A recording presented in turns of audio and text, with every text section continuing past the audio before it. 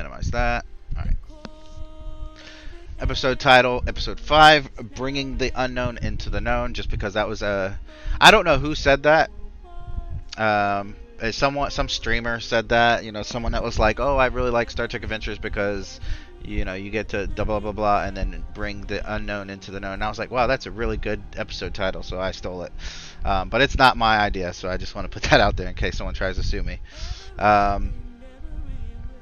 In game, this is November 1st, 2401. As you know, it's November 1st in real life. So about several weeks have passed since the events of the last episode. You start at 0 momentum, and I actually start with less than that of threat now. Actually, even less than that. How many people got? 2, 4, 6, 8, 10. Hold on, let me look at 1, 2, 3, 4, 5, 6. Yeah, that's what I thought. 12. Alright. Directives, as usual. Prime directive. Rendezvous with the USS John Hopkins to drop off Varil. I mean, if you guys come up with something that kind of helps her wake up or whatever, then that you don't have to worry about that. The Johns Hopkins will probably just do like a quick examination. I say quick, it might take hours, but an examination to make sure she's good, and then she'll continue serving on the ship, on the Legion. Might not happen, just depends how things go. Then you rendezvous with the prison ship SS Alcatraz to drop off, what's her name? Donna Cavorel. Again, things could change. She could escape, or you guys could decide to free her, or you could talk to her, find more out information, blah blah blah.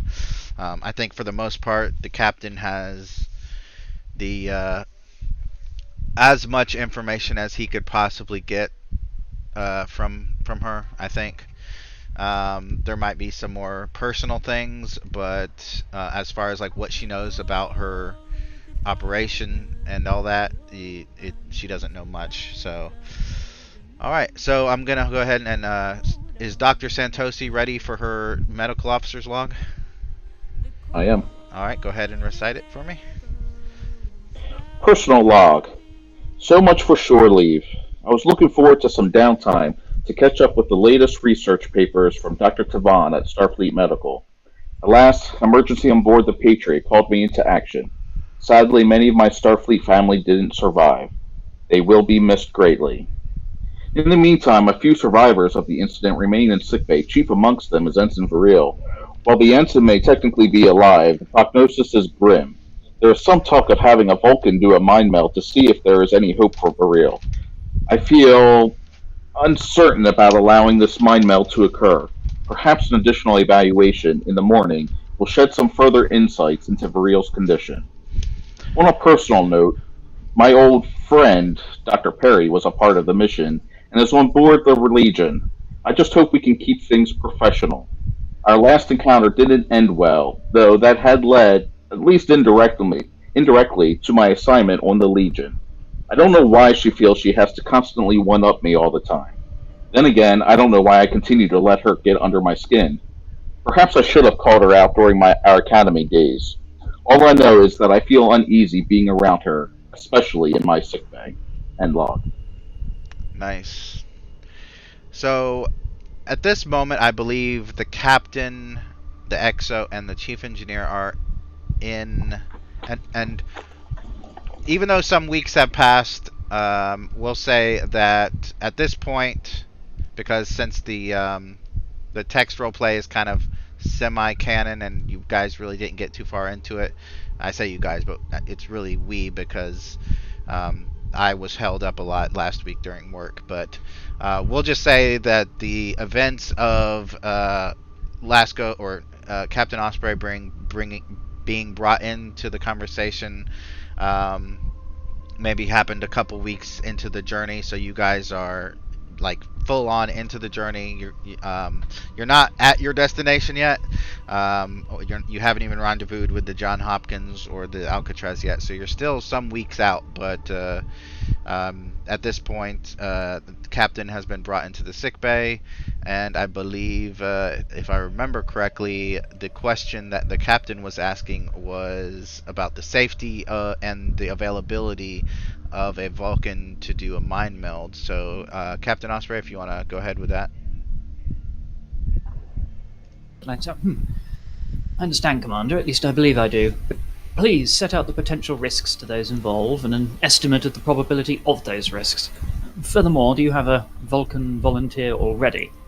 And he's also going to draw out a pad and look up Viriel's personnel file to see if there's a living will on file from Viriel, and who the designated next of kin is. I haven't gotten a volunteer yet. Basically, I had to get permission of both you and the Chief Medical Officer. Meeting with any of Out of character, is the CMO in the room? Not at the moment, but you can easily call her. I'll be on communicator. Dr. Santosi, please report to the medical bay. On my way, Captain.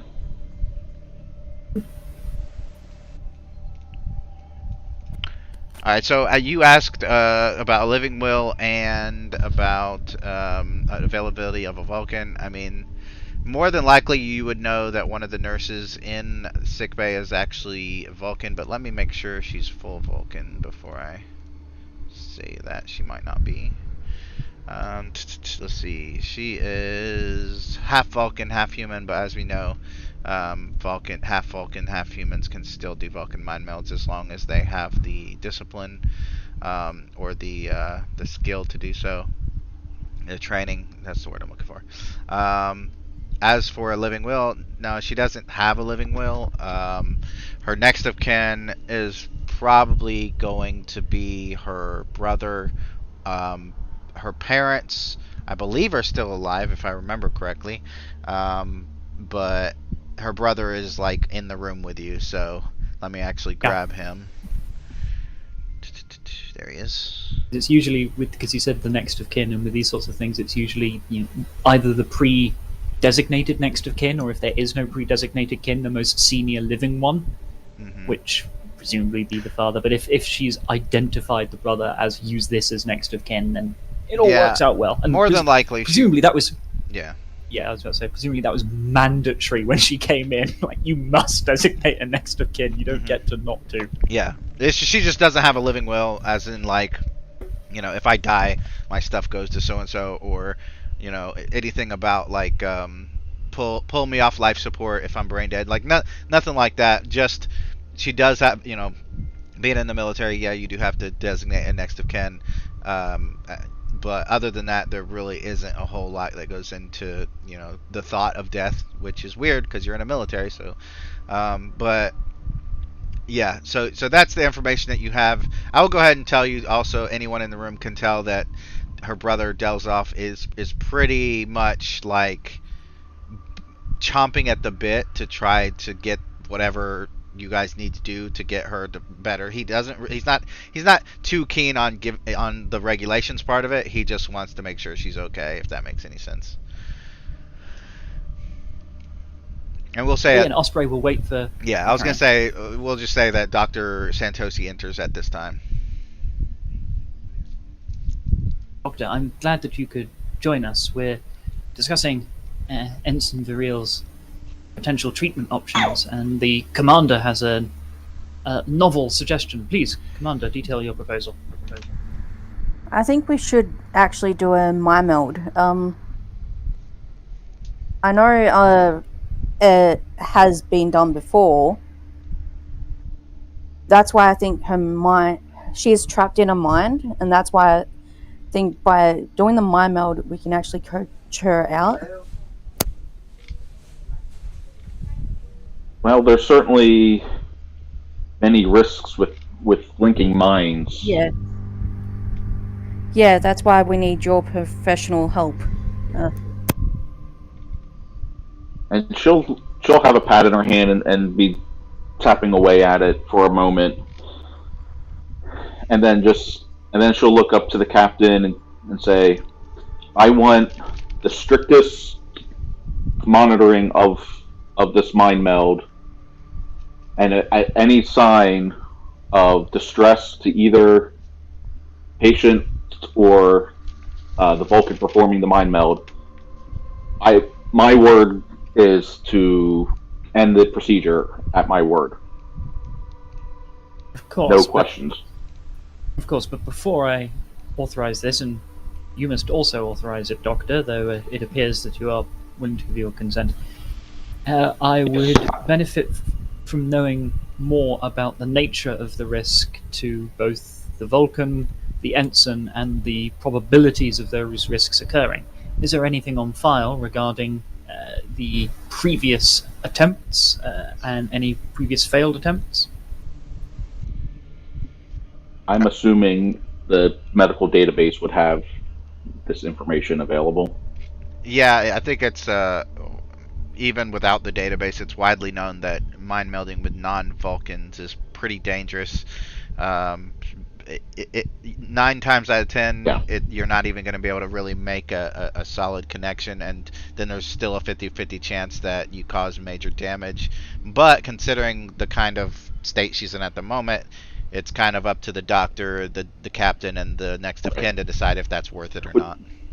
Which is why I was saying that I would agree to this under the strict guise of strict monitoring of vitals for both, and if I give the word to end it, we end it, no questions. Mm-hmm. And obviously there are risks to the Ensign, however, I fear that the situation cannot much further degrade for her. So if we were only considering her, it would be a worth risk taking, but I know that in these mind melds the danger is usually to the non-Vulcan, although the Vulcan still has some element of risk. Does this have a significantly greater risk than normal to the Vulcan participant? My assumption would be that it would, just because the patient is unresponsive, for lack of better terms, and unable to, and we're not fully aware of what's going on with Variel's mind. I understand. There is, of course, another voice that we are not considering, which is that we should hear from the mind melder in question, their own assessment of their capabilities, whether they believe they can do this and whether they are willing to do this. Absolutely. They must be a willing participant in this procedure as well. Very well. And then, what's the name of the half Vulcan who we're volunteering for this? Kiwi Pre. Okay. Beep beep beep. EV Pre. This is Captain Osprey. Please report to the medical bay. She'll walk around the corner and say, "I'm already here, sir." Thank you. Did you overhear any of our conversation a few moments ago? I only know that Ensign Variel is in intense, or not intense, but critical medical condition, and that Delzoth, her brother, would like a mind meld. Other than that, not really. You are currently being considered as the front runner for performing this mind meld. It will obviously have risks and complications. Do you believe that this is something you are able to achieve? She hesitates for a moment. It would be almost undetectable if she were human, but because she's half Vulcan and kind of known.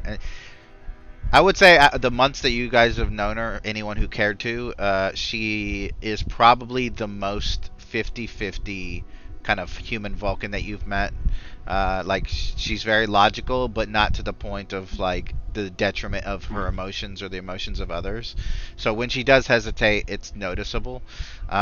It's almost like a pause that a human would make if they're uncertain. But she says, I believe I can, sir. I believe I can do it. Captain, what about Ensign Barak? He's a physician assistant here, and he's full Vulcan. Thank you for bringing that to my attention, Doctor. And then it'll be beep beep beep. Ensign Barak. Please report to the medical bay. Every Vulcan on the ship, please report to the medical bay. No. On my way, sir. And we'll just say, in a few minutes he'll be there. Is there anything you want to do in the meantime? Or are you just kind of waiting? I mean, I would just say to the ensign here, ensign, we're going to talk with Ensign Varrock as well, and just want you to understand you don't have to agree to this. This will not look bad on your record if you decline to do this risky procedure. Just letting you know that this will not reflect negatively or positively against you should you choose to do this or not. I understand, sir. I will say, she says, I will say that Ensign Varrock does have a focus in human and Vulcan nervous systems, and that might be of benefit to you or to Ensign Varil, as he does the mind meld. Or he could stand by and assist with a scan as I do the mind meld.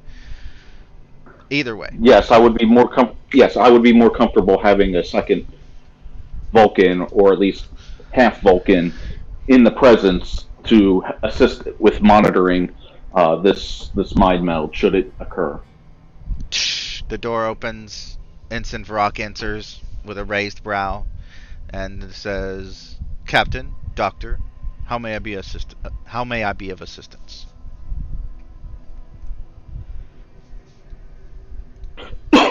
You can tell me.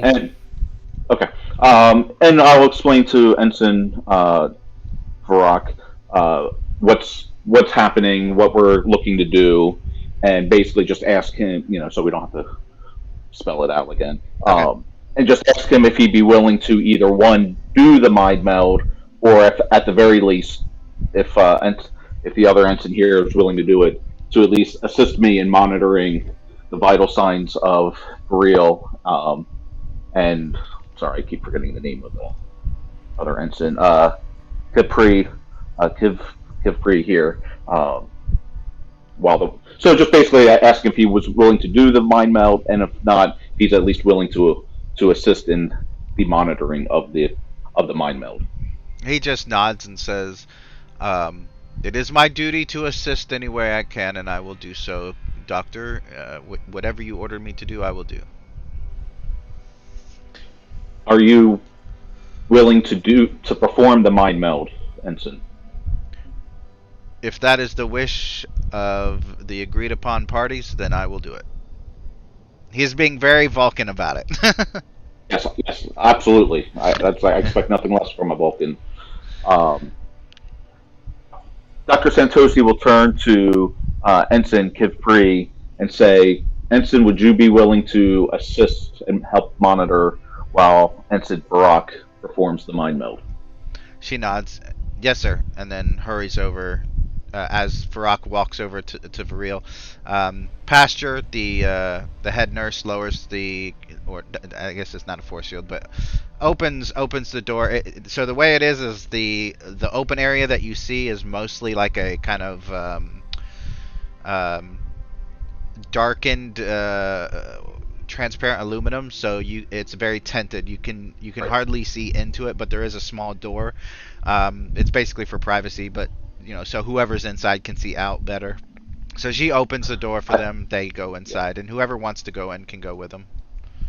Well, I was gonna make the order that the two ensigns are obviously going to be allowed in there. The captain, if he wishes to be in there, can be in there, and Viril's brother can be in there. Everyone else out. Okay. Is Captain Osprey going in? Yes, although he'll probably step out when he's no longer useful. What he will do, though, is take a brief moment to talk to the Desloth for real, the conscious for real, and remind him of the situation, that his consent is required, and also to point out that we are arranging this on a somewhat ad hoc basis. If this is attempted and fails, it may be at a point where we can never try again. You should consider the risk of delay and further degrading the condition when weighed against potentially getting people who are more prepared. You still consent to the procedure. You get the feeling, or anybody who and I'm guessing Carr and Lasco have probably spent quite a bit of time around Delzoth for real, but for the first time in a while, he actually stops to think about what he's about to say, almost like it never occurred to him to wait or to seek better medical assistance. I mean, you guys were on the way to the hospital ship, the Johns Hopkins, but in his mind, that's just waiting for her to die, or something like that. But at this point, after some time of being able to think and calm down, he starts thinking more rationally, and he kind of sighs, and he says, "I don't know if traditional medicine can help her at this point. What that creature did to her is effectively, as far as our scans can tell, the same thing as if a Telosian had mentally crippled somebody with its mind, basically dominating her mind to such an extent that she is no longer herself, and the mental activity is almost non-existent. I don't know anybody besides another telepath that could help her. So I am still consenting to that. Now, obviously, Captain and Doctor, you guys can totally be like, you know what, let's wait. It's completely up to you. Ultimately, though, it's going to be down to the rolls as to whether or not it succeeds. So he consents, and this is your final order. Does Ensign Varrock go ahead with the mind meld? Doctor, do you consent? She'll ponder it for a second, look around the room, and then she'll put a hand on Bareel's shoulder, and I want to get a contact empath. That doesn't require a roll, does it? It's just when I touch them, I can sense emotions of the individual, as well as communicate telepathically. Okay, yeah. So he's pretty much an open book. The only thing he's nervous, he's scared for his sister, all that good stuff. The only thing he's trying to conceal or keep restrained is the immense resentment he feels towards certain officers in this room that he is not vocalizing. Yeah. So while I have my hand on and I get this wave of emotions from him, I'll just try to soothe him and say, I have the ability to end this procedure if things start looking like they're going sideways, but now might be the best opportunity to do this procedure and get some valuable information before it's too late. And I'll turn to the captain. I'll say, the order is given. She'll turn to Ensign Varrock and say, "You may begin when you're ready, Ensign." Captain I will. order. I order the mind meld. The captain will put in a little bit there, because it has to be everybody consenting and saying, upon receiving that last piece of advice, I shall also consent. I shall formally enter this into the record, and he formally enters it into the record. And when the order to commence is given, he'll say to the people present, "Thank you all. I have no longer medical use, so I shall step outside for a moment. But I would take this moment to thank you for the work that you are doing, to commend you for the risk that you are about to take in the name of a colleague, and also to say that no matter what the results of this, it will be incredibly useful in perhaps obtaining further knowledge and saving the lives of those in the future. Best of luck." I mention that because I'm hoping that was technically an inspiration, which has mechanical effects. Yeah, let's say roll a presence and command, and however many successes you get will be momentum that they can use. All right. Command, specialism, yes. Normal dice. Ah, Nice. 3. Nice. All right. So, what I'm going to do is, because they're NPCs and if only people in this room are going to be NPCs, I'm going to continue with the other scenes with the other characters, and in between, as I have time, I will just roll them, and basically by the end of the episode or whatever, we'll know if it worked or not. But I will be using some of that momentum, so if I just say, take away a momentum or something, then you know why. All right. So, I believe now we're going to... actually, Captain Osprey, as you're kind of leaving sickbay eventually, you know that in about 30 minutes you have a meeting with Dr. Perry and Ensign Sampson, who is now your new operations officer. Basically, they're going to give you a presentation on this new cybernetic frame that they have created. You are the only one who has to attend. However, you may invite Chief Engineer, Chief Medical Officer, your XO, pretty much anyone you think might benefit from this. And they, of course, can, if they want to join in, they can as well. You do have Ensign Gorm. Hopefully I made his character sheet. But he is a cybernetics specialist. So let me look in engineering. Yep, he is a Tellarite. So if you want to invite him to kind of have his little, get his input, or maybe have him kind of take notes as things are progressing, then you may do that as well. But it's completely up to you who you decide to bring to the conference room.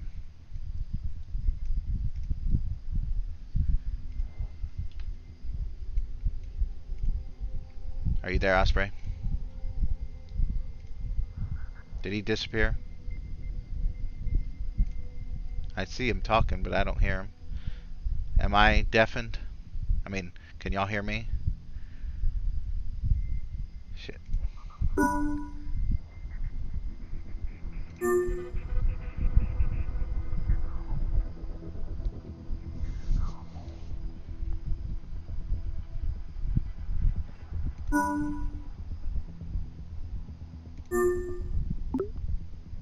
Is that better? Now I just hear static. What the hell?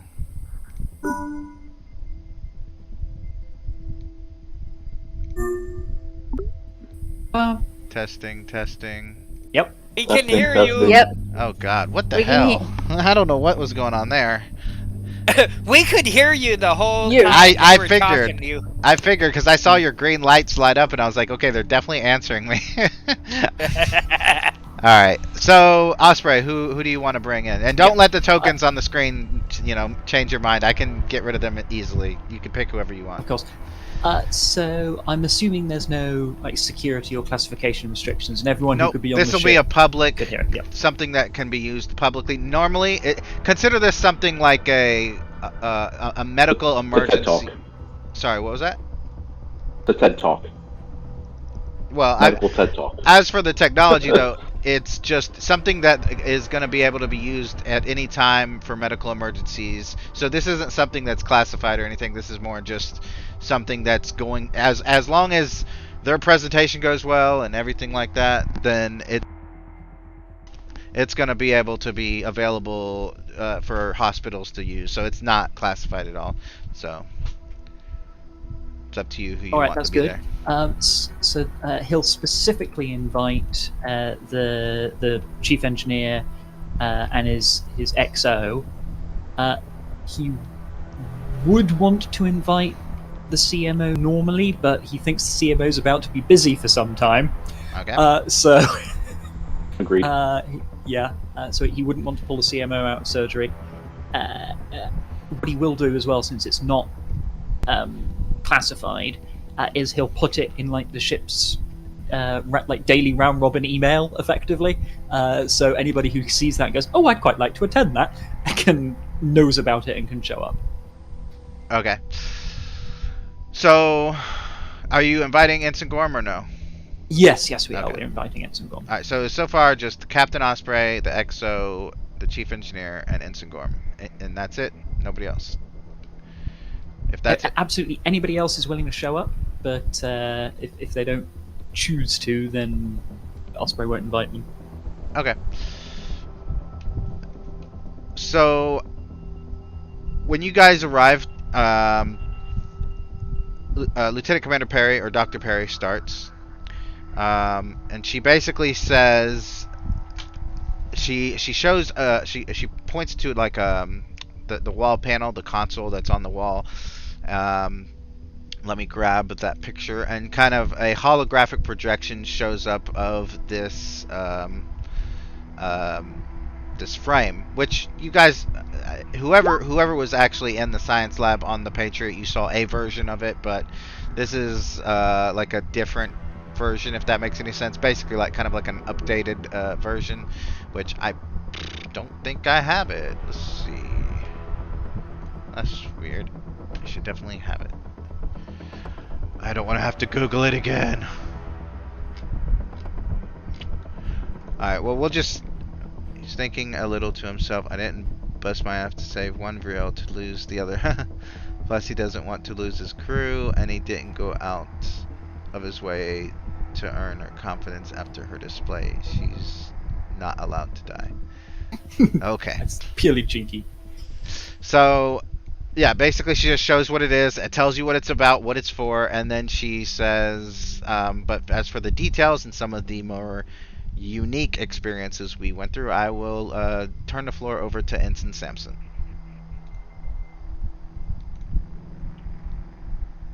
He looks a little nervous. He's like, all right.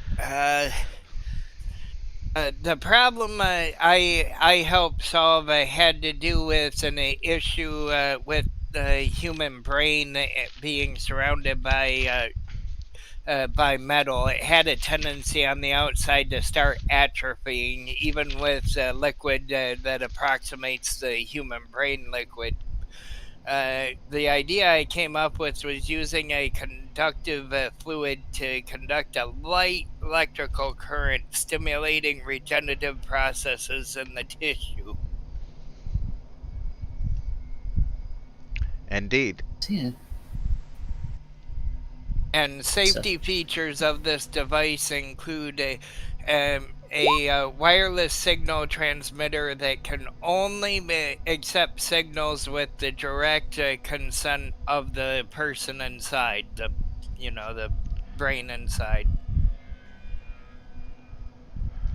And like I said, Dr. Perry says, this thing is supposed to be used primarily for life-saving only. In the future, probably hundreds of years from now, maybe people decide that they just want to be in this device because maybe their physical body is failing them, but not in a life-threatening way, and that's fine too. But for the moment, it's primarily for critical life-saving events. We do have other features and some safety issues to discuss regarding the features. Some might wonder how strong a person is when they use this, and typically it basically exerts the same amount of strength or power that a normal human in 0 or in 1 Earth gravity would exert. However, it can mimic adrenaline and other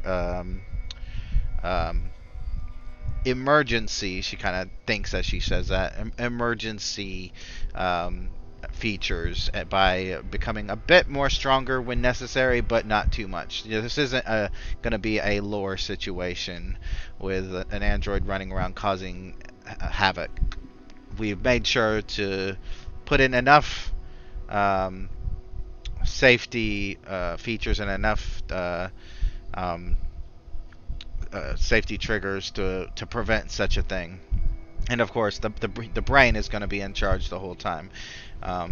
This is not a purely electronic device, meaning besides the features that we've already mentioned, it's not going to be controlled with electronics and computers, so it won't be able to be hacked. It's only going to be controlled from the person's brain. They will be controlling it themselves. And then she just goes on for a bit more about the features. But you're getting, unless you want to do some kind of role, the general thing that she's trying to convey is that it's safe and that it can save lives. And then she turns to Ensign Sampson and say, "Did we forget anything?" No, that about covers it. Does anybody have any questions? Yeah, so it goes, can I have a look over the blueprints? I don't see why not. We can definitely send the blueprints to the chief engineer's station, and they can distribute them as they see fit, since it technically is an engineering innovation with the chief medical officer's sign off, of course. After a second of you guys going back and forth, Ensign Gorm says, he turns to the captain. He says, "I have to say, I don't think this is a good idea. I think that we're playing God in the worst possible way, and I think something is going to go wrong. You say that there's not going to be a crazy android data running around causing havoc situation, but I think if a wrong person got their hands on this, I mean, think of what the Tal Shiar could do if they took a Romulan and put them in this thing. They could cause a lot of problems. I definitely think this should be," and he kind of looks over to the captain again, and he says, "I definitely think this should be something that's taken more seriously. I feel like this shouldn't be made light." Captain Osprey nods at that, and he says, "You have some very valid concerns, Ensign." And he turns to the two presenters and says, "No matter what the result of that discussion is, I would like to offer you both my congratulations on your remarkable scientific discovery. You're both to be lauded for that. I do have also some concerns regarding the ethical and societal implications when this technology eventually becomes more widely available. But that is a matter for philosophers and lawmakers and those of us who are interested in such things to discuss for years. It's not going to be an immediate crisis. It's a conversation I very much look forward to having. I do have some medical concerns in my uneducated position before we come on to the wisdom of the technology as a whole that the ensign has rightly raised. Has there been any study of the psychological effects on the transplanted brains, whether it be in simulation, whether there be any test subjects before now, or other testing that's done on other forms of life? Has there been trauma? Has there been disassociation? What's your analysis of the potential mental problems? Dr. Perry says, "So far, we have not done human testing. We have done simulations. We are going. One of the reasons why we're bringing this to your attention is because we will be starting human testing soon, or humanoid testing soon. Obviously, starting with people with critical diseases, life-threatening problem, injuries and things like that. And once we have established, which I have no doubt that we will, that it is safe and that the transfer of consciousness can be completed, then we will know 100% that this can be sent out to the various hospitals around the galaxy and used as it's designed to be used." Understand, and that's very encouraging. He'll turn to the ensign and say, "Now, dealing with your very proper point, I take on board the risks, as I'm sure those who've been involved in the creation of this have as well. But I wonder if perhaps we can draw a comparison with warp drive. Early warp drive in the hand of a bad actor could have ended entire civilizations, and indeed, warp drive, I'm sure, has been responsible for many a bad actor bringing terrible devastation on other entirely innocent worlds. However, it is also absolutely necessary for the advancement of our species, and I think we would all agree that warp drive has turned out to be a net positive, even though it has its drawbacks. And we cannot be afraid of all forms of technological advancement just because of what may happen when they're misapplied. But we should take your concerns very seriously and ensure as many safeguards as is possible against that misapplication are in place. He turns to the presenters, and particularly the ensign, and says, Ensign Sampson, Dr. Perry, do you have any comments on that concern? A possible solution to the worry of a possible lure situation is installing a special transmitter and basically an off switch that can be applied by authorities when necessary. Would that not create some issues involving the That the does ability of the create brain to free reject will. any hostile code? Well, the only protection we have from that is anti-intrusion software, which is not foolproof, obviously. Indeed, and I have other concerns regarding the installation of an ability that would effectively allow somebody to impose an instant death sentence. It's not a death sentence. It would just deactivate the body but keep life support active. Ah, I understand. Basically the same thing as giving somebody a tranquilizer to knock them out. Captain nods. He thinks that's a sensible response. Part of him is thinking, well, somebody could get hold of the technology, edit out that safety feature, mass produce. Nothing's ever going to be perfect. He turns to Lasco and to Nolus and says, either of you have any input? If I can have a look at the technology with the chief engineer, we can make a rough estimate of then. Always good to get somebody to double check the work. That definitely never hurts. Say the ensign has a good agrees with it. It's always good to have an extra pair of eyes who hasn't seen it before and can have a look. Isn't that right, Chief Engineer? Yep, that would be correct.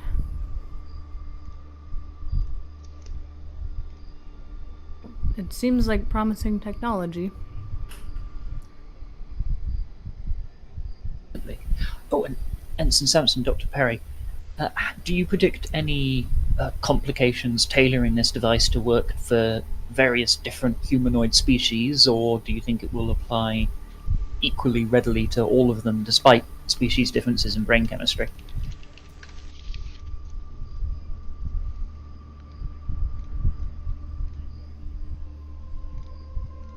I think the GM's trying to talk. Sorry, can you repeat that? I was rolling dice. Of course. Osprey asked a question to Ensign Sampson and Dr. Perry, saying, do they predict any complications arising from applying this to a wide number of humanoid species because they have different brain chemistry, or do they think this is a sort of relatively generic solution that'll work for almost all of them?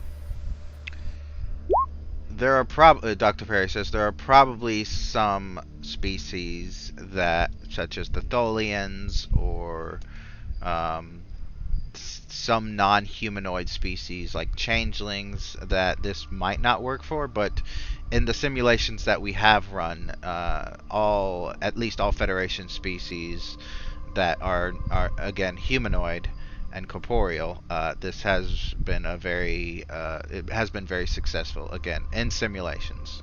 We expect to be able to, once we have proven without a shadow of a doubt, within hospitals and critical care units that it works, we do expect to move on to creating frames for other species that this might not work for, such as the Dolians or the Changelings and other species. Are you proposing that your medical studies of these first few be lifelong studies, so 100 years, 200 years, so as that you would have the opportunity to look at somebody across their entire natural course of life, or are you predicting a shorter testing phase? I think we can do both. The problem is right now we don't have that many prototypes at the moment. We have one that is physical and several digital simulations that we are testing, and we have been testing for months, and in long-term simulations. But the one that we do have, that's going to have to go on to human testing alone, and then we'll start with short-term, a few days, and then we'll go on to, because once the person is uploaded, they can't be removed. So we'll start with examining them for a few days, and then go on for a few weeks, and then 3 months. And as we have different frames being built, we can do better better testing and things of that nature down the road. I understand. Well, is there any further comment anybody wishes to make? Turns to the whole room. Ar will drain his cup of coffee and just say, just to clarify, what is the end game here? Are we trying to just improve the lives of those who have been injured in such a way that they can no longer function normally? Correct. Or are we talking some sort of immortality here? Well, the side effect is sort of immortality, although the human brain's still a living thing and will die eventually. But the main idea is to save lives of people with debilitating diseases that would cut their life short or make them completely paralyzed. I see.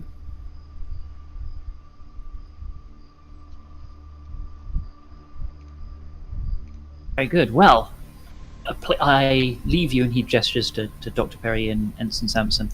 I leave you in the very capable hands of my more technically minded colleagues, gestures to the people in the room, to work on the technical specifications.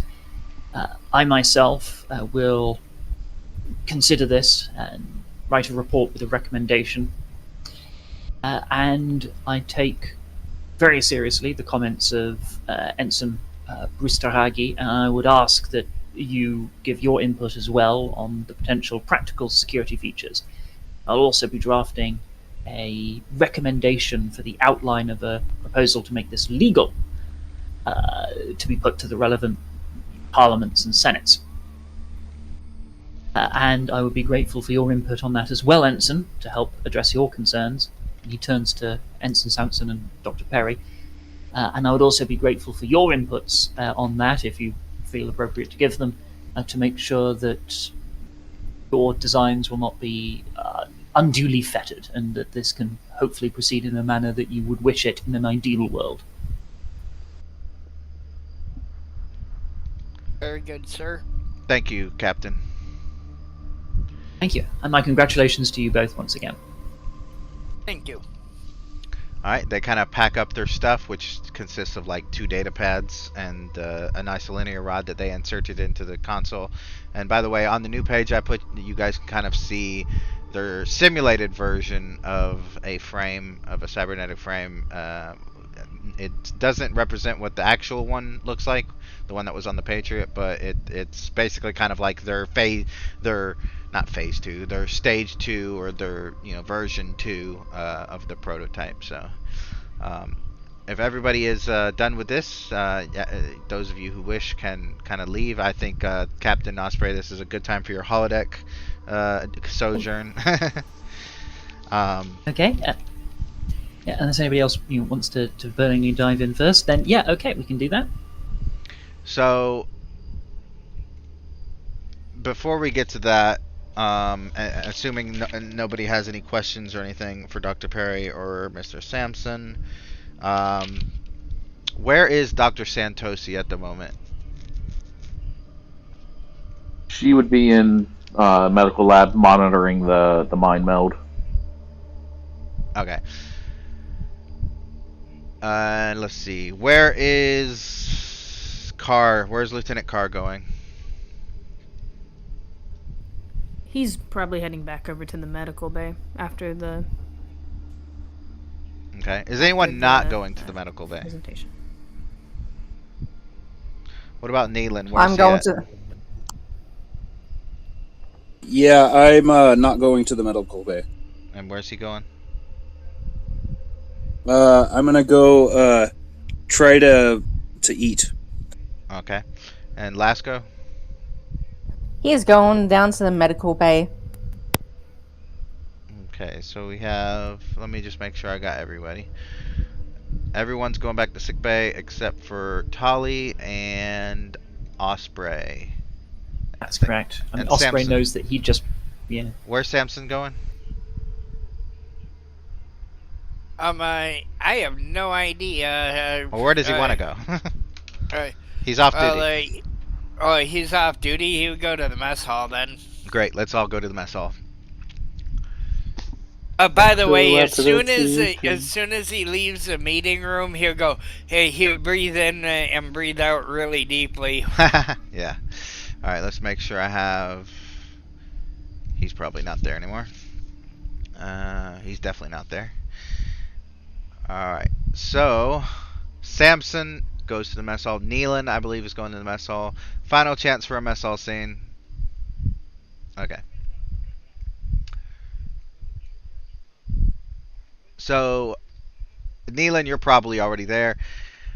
Tell me, is Neelan kind of in the back in one of the tables by himself, or is he at the bar counter with the holographic Chef Riker, or sitting with some other NPC just having a conversation?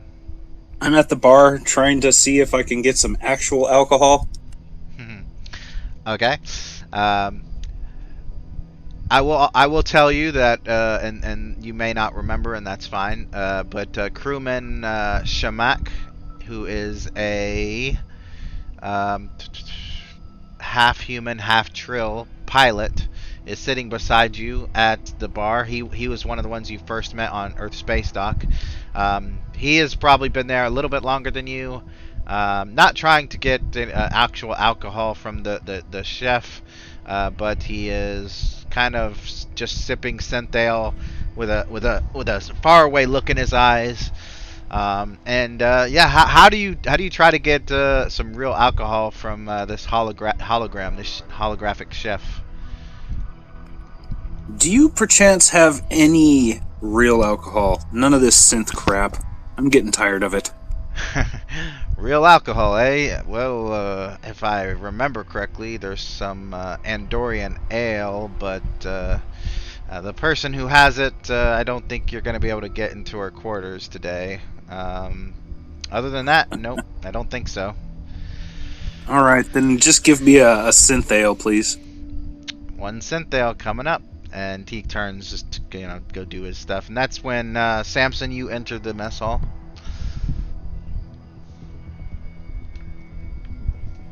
You there, Samson? Samson looks drained. And he sits down at the bar and asks for a shot of Synthale too. Holographic Chef Riker turns, and as he turns, he kind of glitches like holograms do on some sci-fi shows, but not others. And he right. he places two Synthales in front of you, and he says, 2 Centhales for Ensign Sampson and Lieutenant Nealon. And then he kind of goes back over to Shamak. Takes his mostly empty glass and fills it up with whatever he was having. Samson would take a shot and set it down, and then turn and look at the person sitting next to him. Rough day? Oh, yeah. Plenty rough. How about you? I just had my first major staff meeting. More nervous than I thought I would be. I hope it went well. I think it did. Thank you. Good. Actually, I've been doing nothing much lately. Today was kind of so-so, so I just figured I'd come down here and try to get some real alcohol, but, seems to be a shortage of that around here. Yeah, us Starfleet types don't like real alcohol. That makes one of us. Well, back on the farm, I used to have a drink with my dad, but I've never been a big drinker. Yeah, some days call for it, and this is going to be one of those days.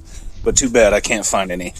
There is some alcohol on the ship, but I guess I'm not going to go into somebody else's quarters and just help my pretty little self to it. Yeah, I wouldn't recommend that.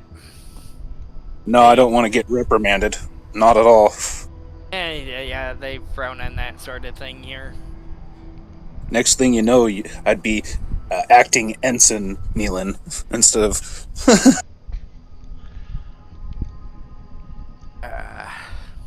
Shamak looks over to you guys as you're talking and he says, "I'll do it."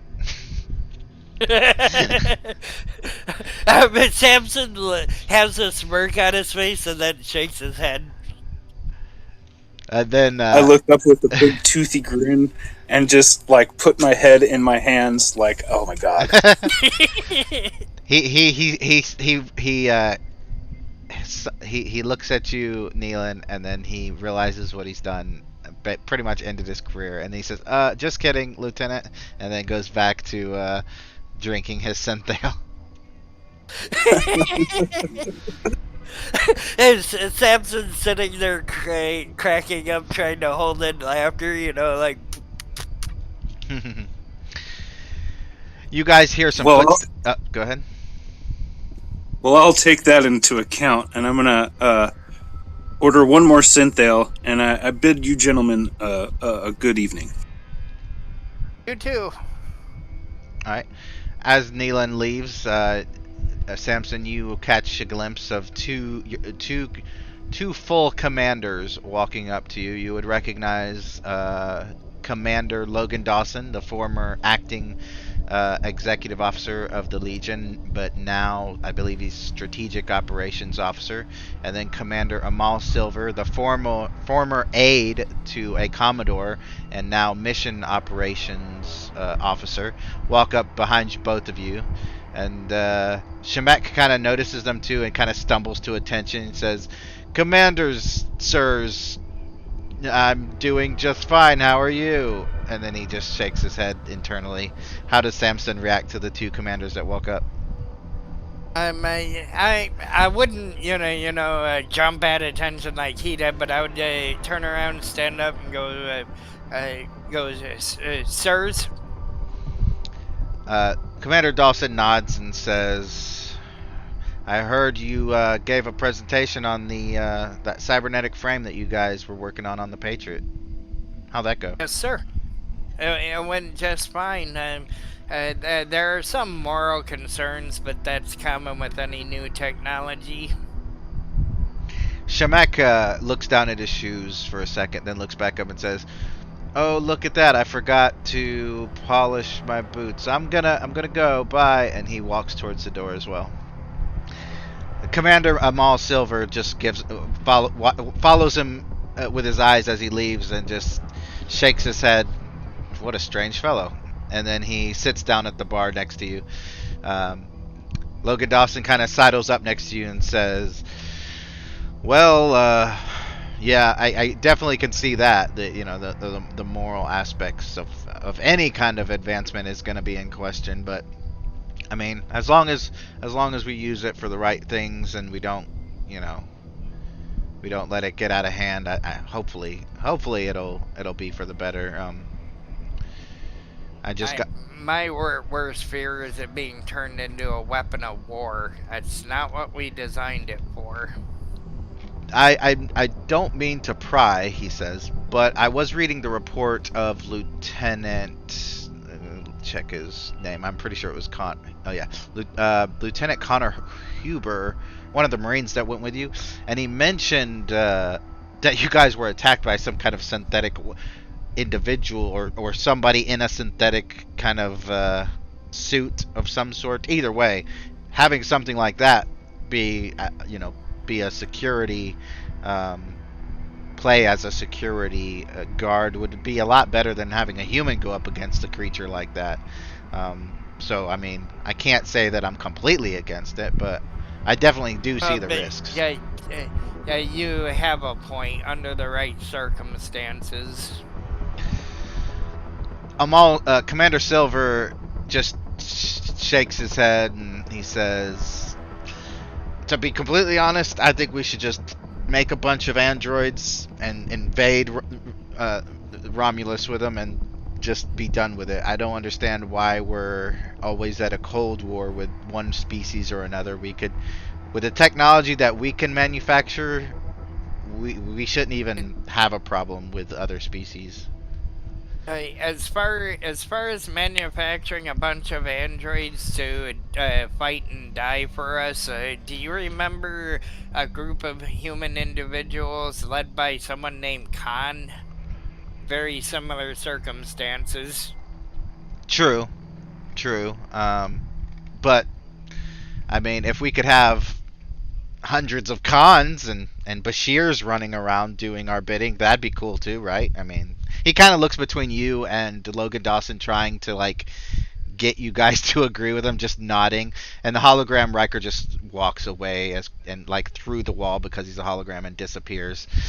Like, I'm out here. Yeah. Logan Dawson says, well, I mean, there's pros and cons to almost anything, but I'm pretty sure cloning people for the sake of war is definitely a con in anybody's book.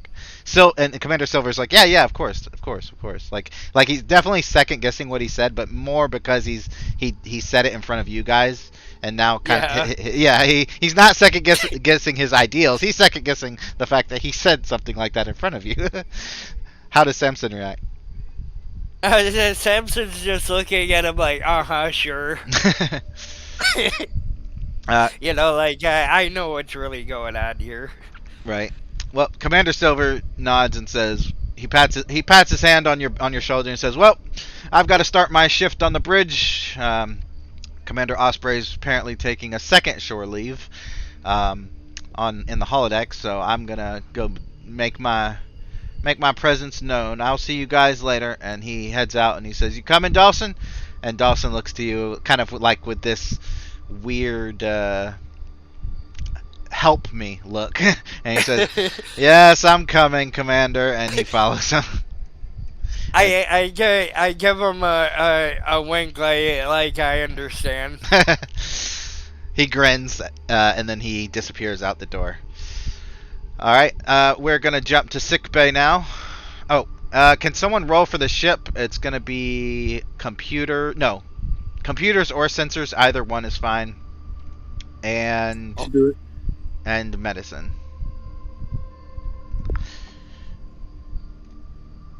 Let's see. Oh yeah, I guess I should actually go there as well.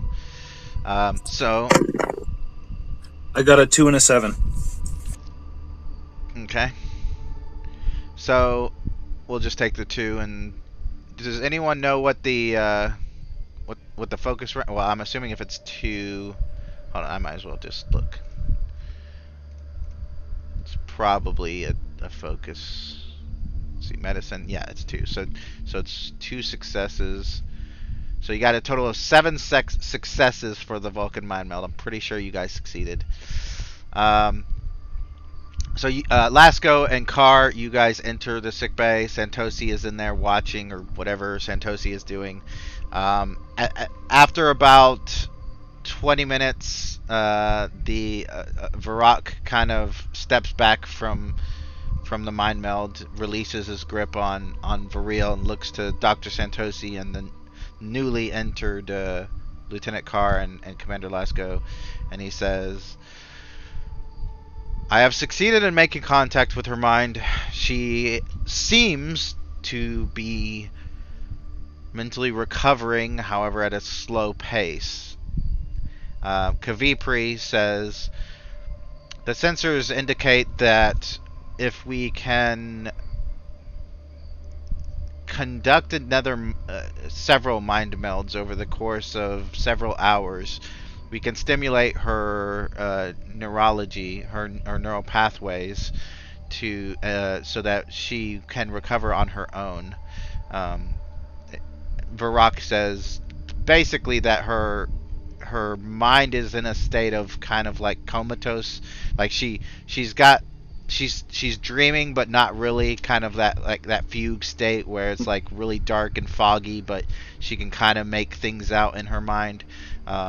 But basically, as far as Varrock is concerned, it's like he's never been inside a mind like that, because I mean he's never mind melded somebody who is almost basically out of a vegetative state, almost brain dead. So it's very unique, but he does think that he can wake her up. But it's just going to take a lot of time and effort.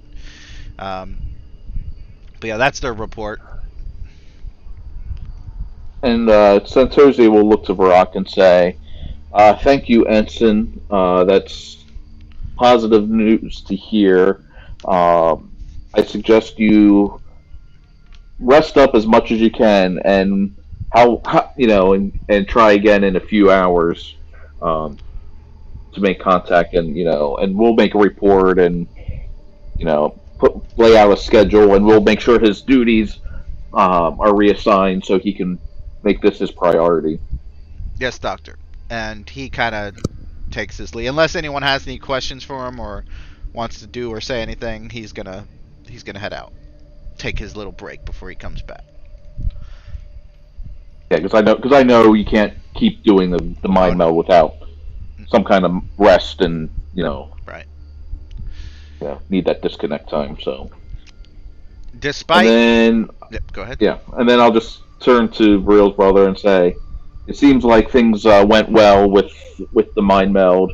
We're going to give the Ensign Varrock some time to rest, to recoup himself, and then he's going to attempt it again. You're welcome to stay here by your sister's side. Otherwise, we're just going to keep her here, keep her comfortable, keep monitoring her, and we're going to continue to make progress on her recovery. He nods. Thank you. We're due to rendezvous with the John Hopkins in about 2 weeks, so hopefully that gives us time to, I guess for this lack of a better term, jumpstart her mind.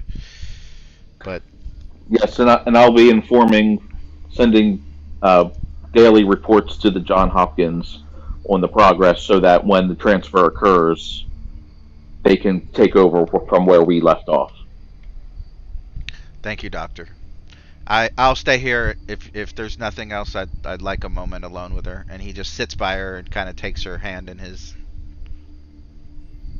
Understood. And I'll turn to the other ensign and say, Ensign, let's give these two a few moments by themselves. She nods. And I'll just turn back to, I'm sorry, I forget his name. And just say, we'll be right outside. Yell if you need anything. Thank you, Doctor. And we'll leave and close the shield there. Okay.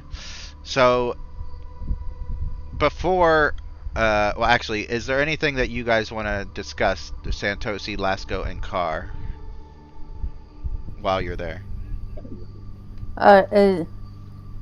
So it went well, Chief? Medical officer? Yes. It seems Ensign Varrock made contact with Variel's mind and thinks that regularly intervaled mind melds can help with the recovery process.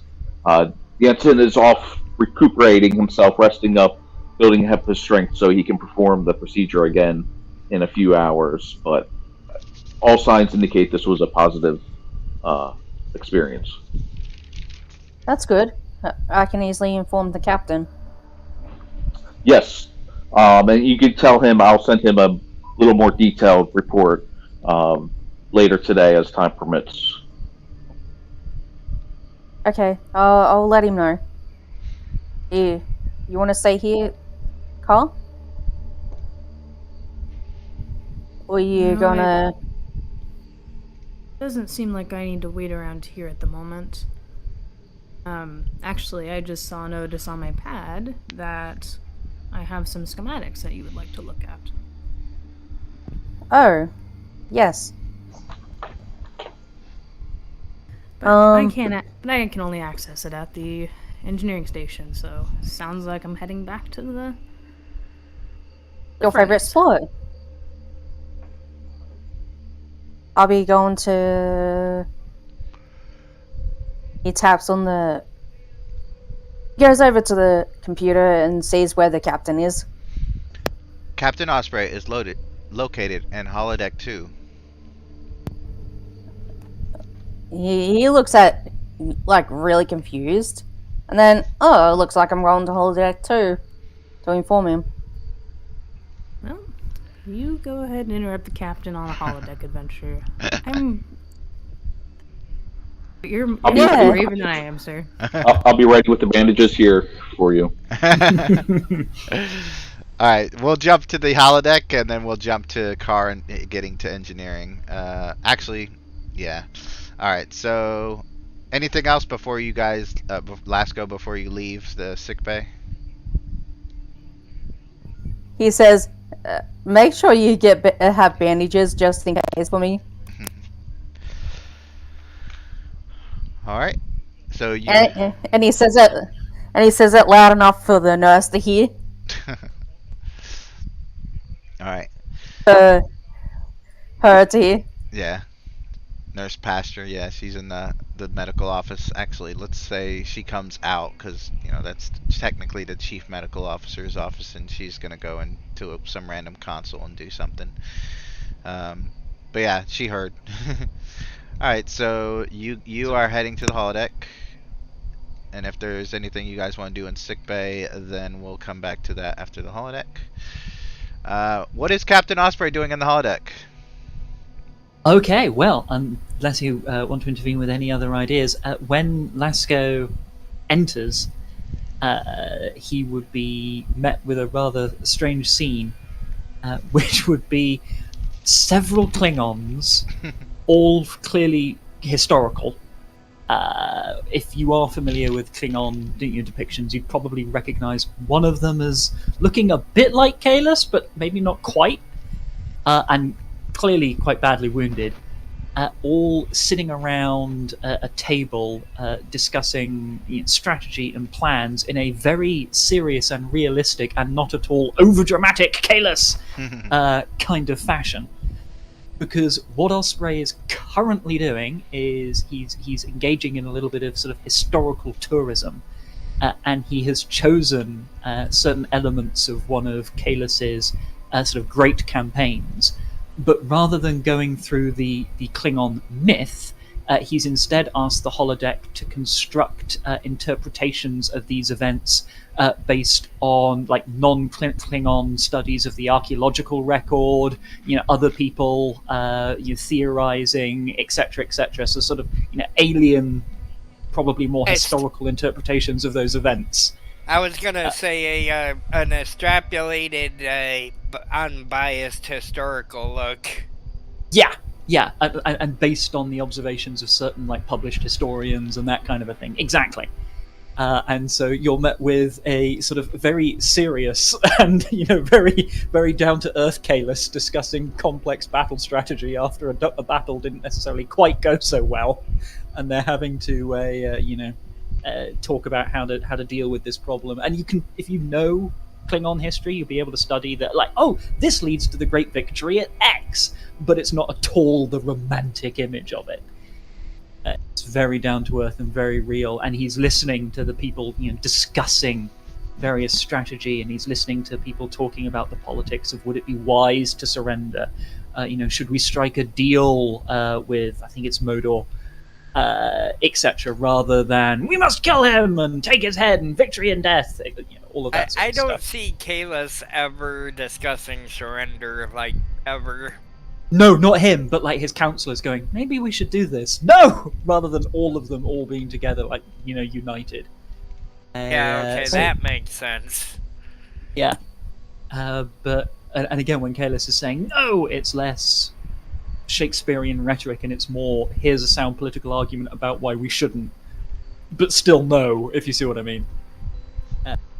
A very pragmatic, cynical view of history.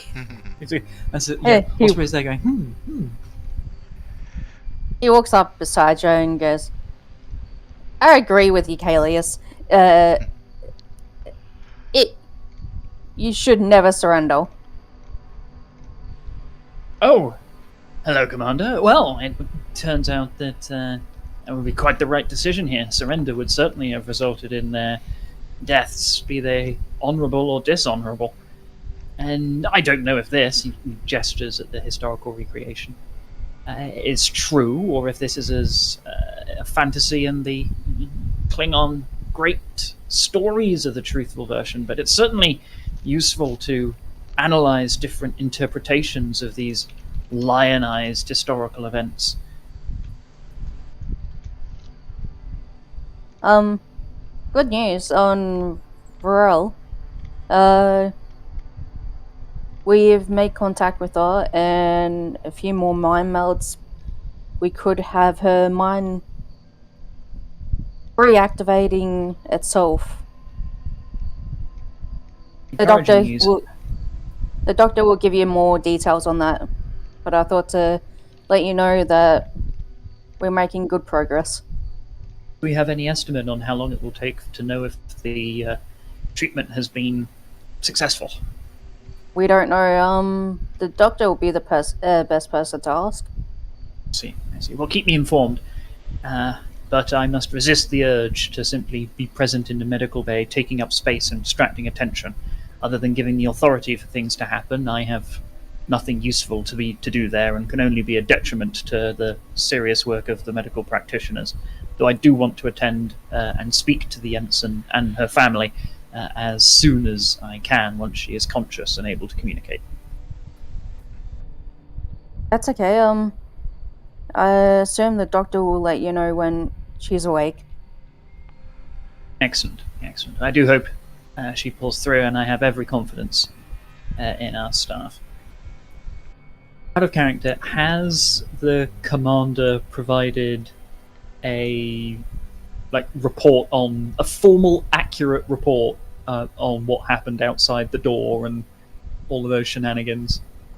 Yeah, he would have done that weeks ago. Excellent. Yes.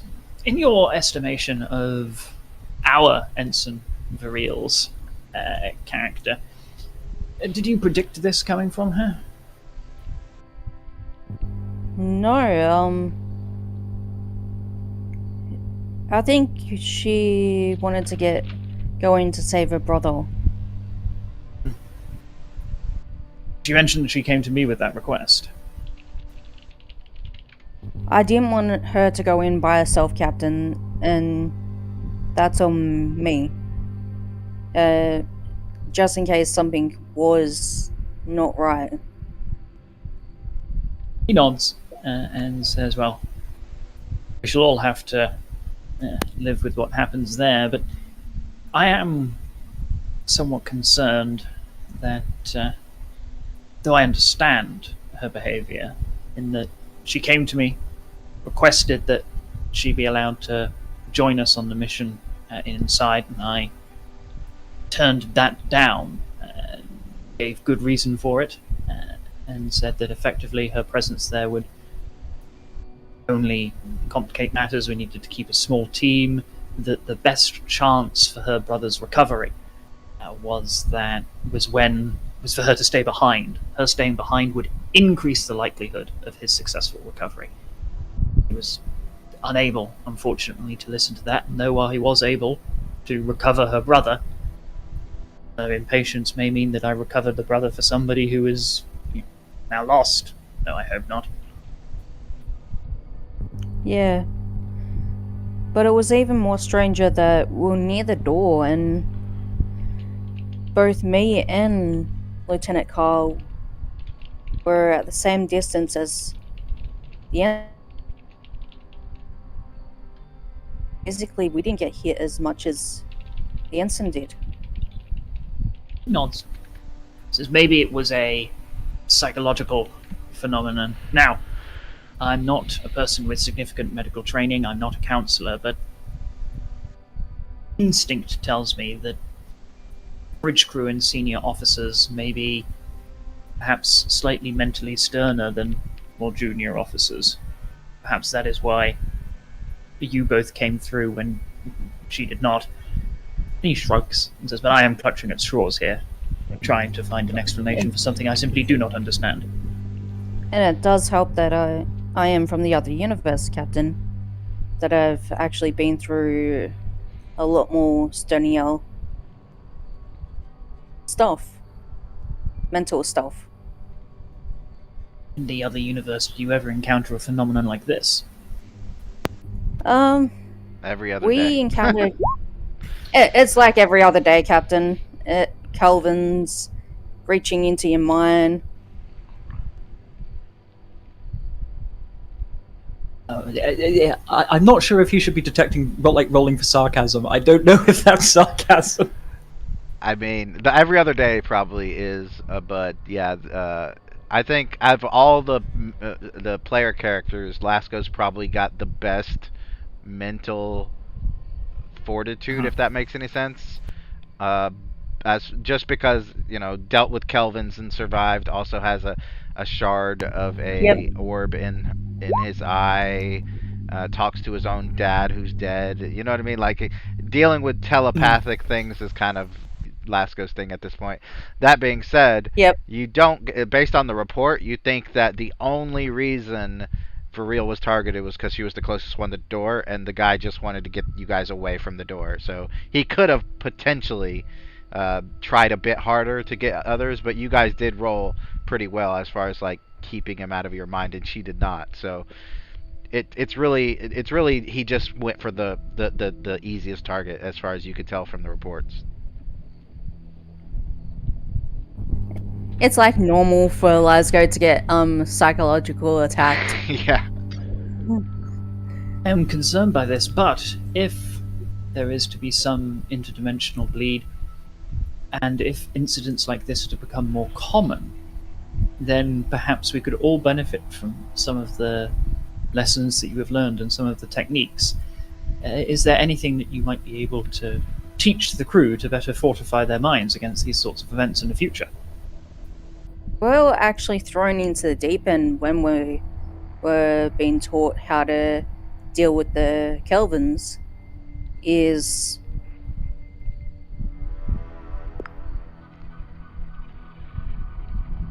to understand our surroundings more better than most. We were always getting chased by big tentacle monsters, which Sorry, I was wasn't just imagining a Cardassian saying that. yeah, big tentacle monsters. Yeah. I could tell you one instance that one of our counselors thought it would be a good idea to just open a window and try to climb out, and there was a big ass mouth there. Was that Mr. Mambo's? No, that was Cat's No. character. Yeah. Oh my god. Osprey appears. He's got a certain restraint over his face. It's pretty much always there, but he lets deliberately a certain element of visible confusion just appear at this. I will tell you that if somebody does psychologically attack somebody's mind, you will notice the difference between their behavior. Like anyone like in high command positions.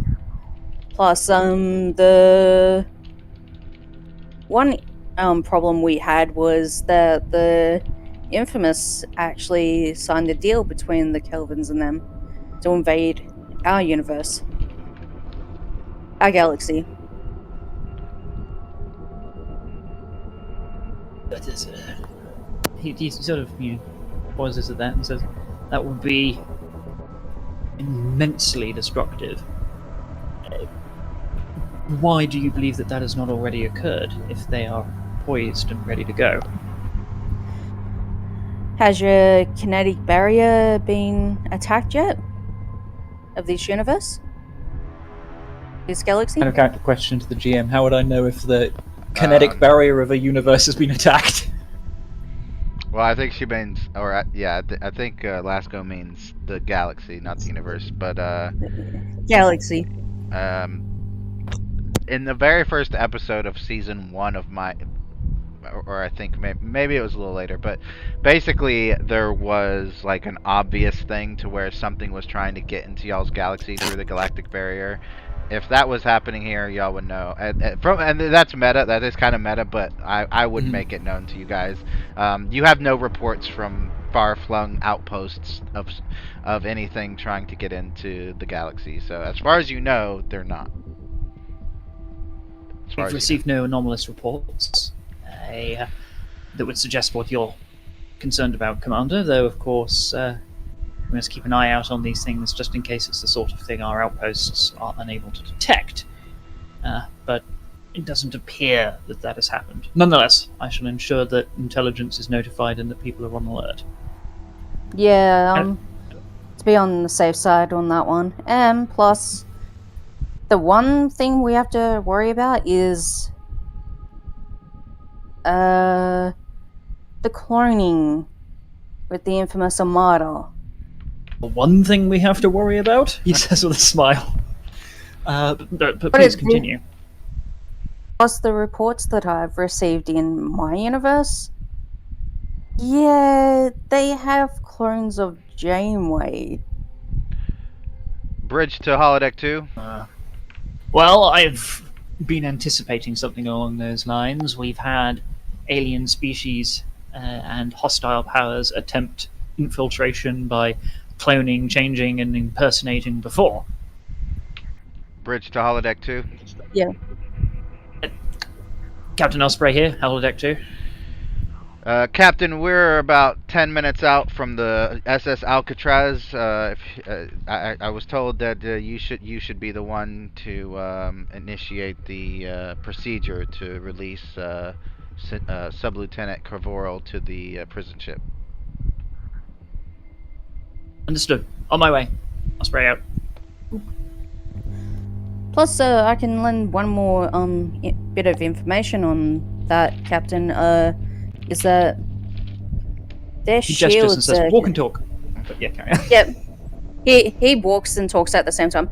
The one thing that we can actually rely on is that if somebody can disrupt the engines, we may be able to penetrate the shielding, the infamous shielding. Now that, yes, I was greatly concerned regarding their ships, and I think it would be useful if you were to have a conversation with Lieutenants Zukov and Lieutenant Zukov and Lieutenant Nolas about what we can do to make our weapons more effective in that endeavor, and tactics that may be useful against their ships, particularly the dreadnoughts. Yeah, one of the reports that we had was actually having somebody who was on board who was actually disrupting the actual shielding, so it made it more easier for us to attack. Interesting. Add a character question for the GM. What is the status of the Kelvins in this galaxy and universe? Similar to what I said before, as far as you know, they have not tried to get into this galaxy, like they did in the previous in Lasco's universe. But I mean, if But they I mean, had the native ones. with the ones that were on the colony, with Yeah. like 6 or however many it was. I mean, they're still on a Yeah. colony at this point. Their colony has both Kelvins and Federation species. They just seem to live in harmony. Okay, that's good, because we might be able to talk to them and say, hey, can you give us some advice? Yeah. Strangely enough, the previous universe crew never did that. No idea why. Yeah, no, Osprey will be Yeah. definitely making a note of either we or intelligence personnel to talk to native Kelvins. Yeah. Plus, he would suggest that there is always a good diplomatic way to talk to him instead of using weapons. Talk to the infamous. Yeah, we were able to broker a trading deal. Assumed, seemingly incorrectly, that was a treaty extracted at the point of a gun. Not really. How was it achieved? Diplomatically, we rolled. Basically, we ended up doing it really good. To the point that, yeah, if my theory serves correctly, he was having a civil war at the present time. If your universe's infamous hasn't had a civil war yet with a person wanting to take over, it's more likely he's gonna end up having a civil war. Who knows? Commander Captain Osprey nods and says, I had, as I anticipated, it was not a matter of simple diplomacy and ethics. I doubted he could be negotiated with in the same manner that many other nations and species can. But it was a matter of pragmatism. He could not afford to fight a war on two fronts, and you were able to take advantage of that. As for the risk of a civil war, Yeah. I have noted the inherent instability from what little we know regarding his internal political architecture. And I believe it is something that we can utilize to our advantage. But that is a matter for very earnest discussions in very secure rooms, and we should speak no more of it in a corridor. Yeah, I'm gonna say you're on the Yes. turbolift now, and you're approaching the bridge. So that can be a really good, useful point to point out, Captain. We can pressure into. He nods, and he definitely sort of like has the attitude of, I have been thinking and studying about this and how we can start pushing those pressure points, but we should have much more of a very serious conversation later on. Now is not Yeah. the time, but I want this conversation. Yeah, and you'll like it how they actually ended up getting it, and all the wonderful things they ended up getting out of it as well. Alright, so you guys get to the bridge. Commander Silver stands up. Captain on deck, and everyone, of course, comes to attention. And he turns and says, Captain Osprey, sorry to interrupt your holodeck time, but we're about to rendezvous with the prison ship Alcatraz a few minutes early. I figured you'd want to be the one to ensure the trader's escort to the ship. Of course. Thank you very much. As you were, everyone. And he'll take his seat, and he'll say to whoever's on sensors, the moment of transfer is a moment of particular danger regarding potential ambushes and attacks. Please put extra effort into attempting to find cloaked vessels or vessels that may be about to emerge from faster than light travel. Use particulate matter clouds where appropriate. Okay. Let's see. Unless Neelan wants to be at the science console, I'll just go ahead and hand wave the scanning roll Neelan, do you want to be at the console at this time on the bridge? Yes. Okay. Yes. So yeah, Neelan walks in. He's just starting his shift. He goes to the science console. Roll me a reason and science difficulty 2 to detect any cloaked ships or anything else out of the ordinary in the area. Reason and I got a 1 and a 2. Nice. So that's definitely 3 successes. You guys get another momentum, and you don't detect anything out of the ordinary. I'll take you guys on the roll 20 to the space page where you can see the ship as you guys approach. It looks normal. It's just sitting there.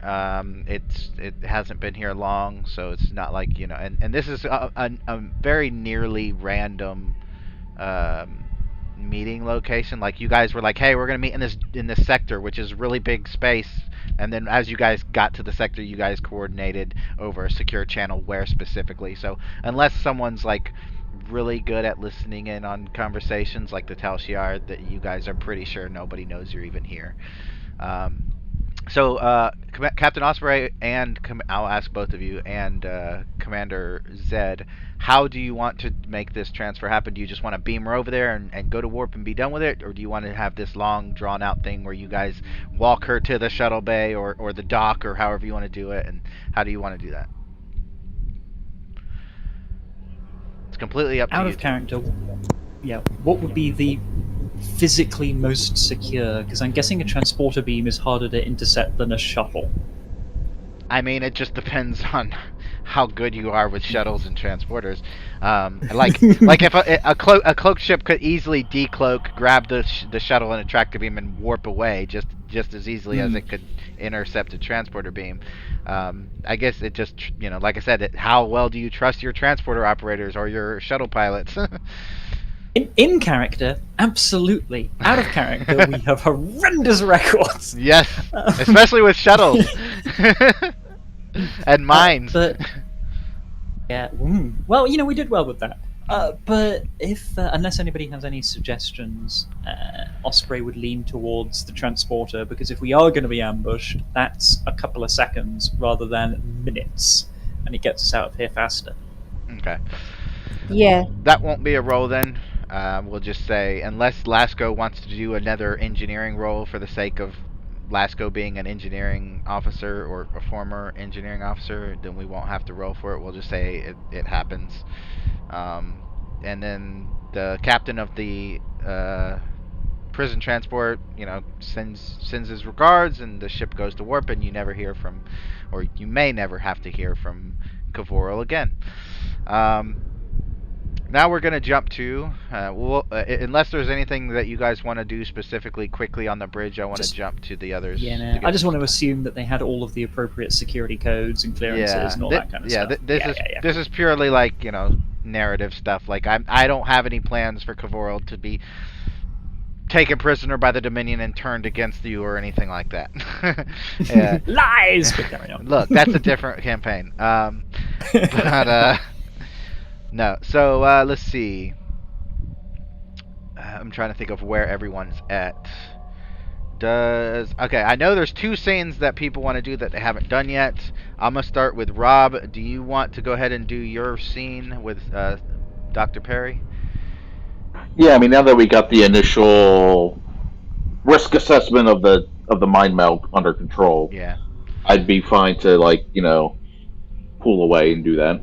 Okay, where would you more likely want to do? Because I'm leaving this up to Dr. Santosi. Like, she would know probably. She would have an idea of where Dr. Perry's going to be at any given time, whether she wants to meet her in the mess hall, or whether you just want them to bump. No, I probably want to keep it semi-private, so maybe like my office. Okay.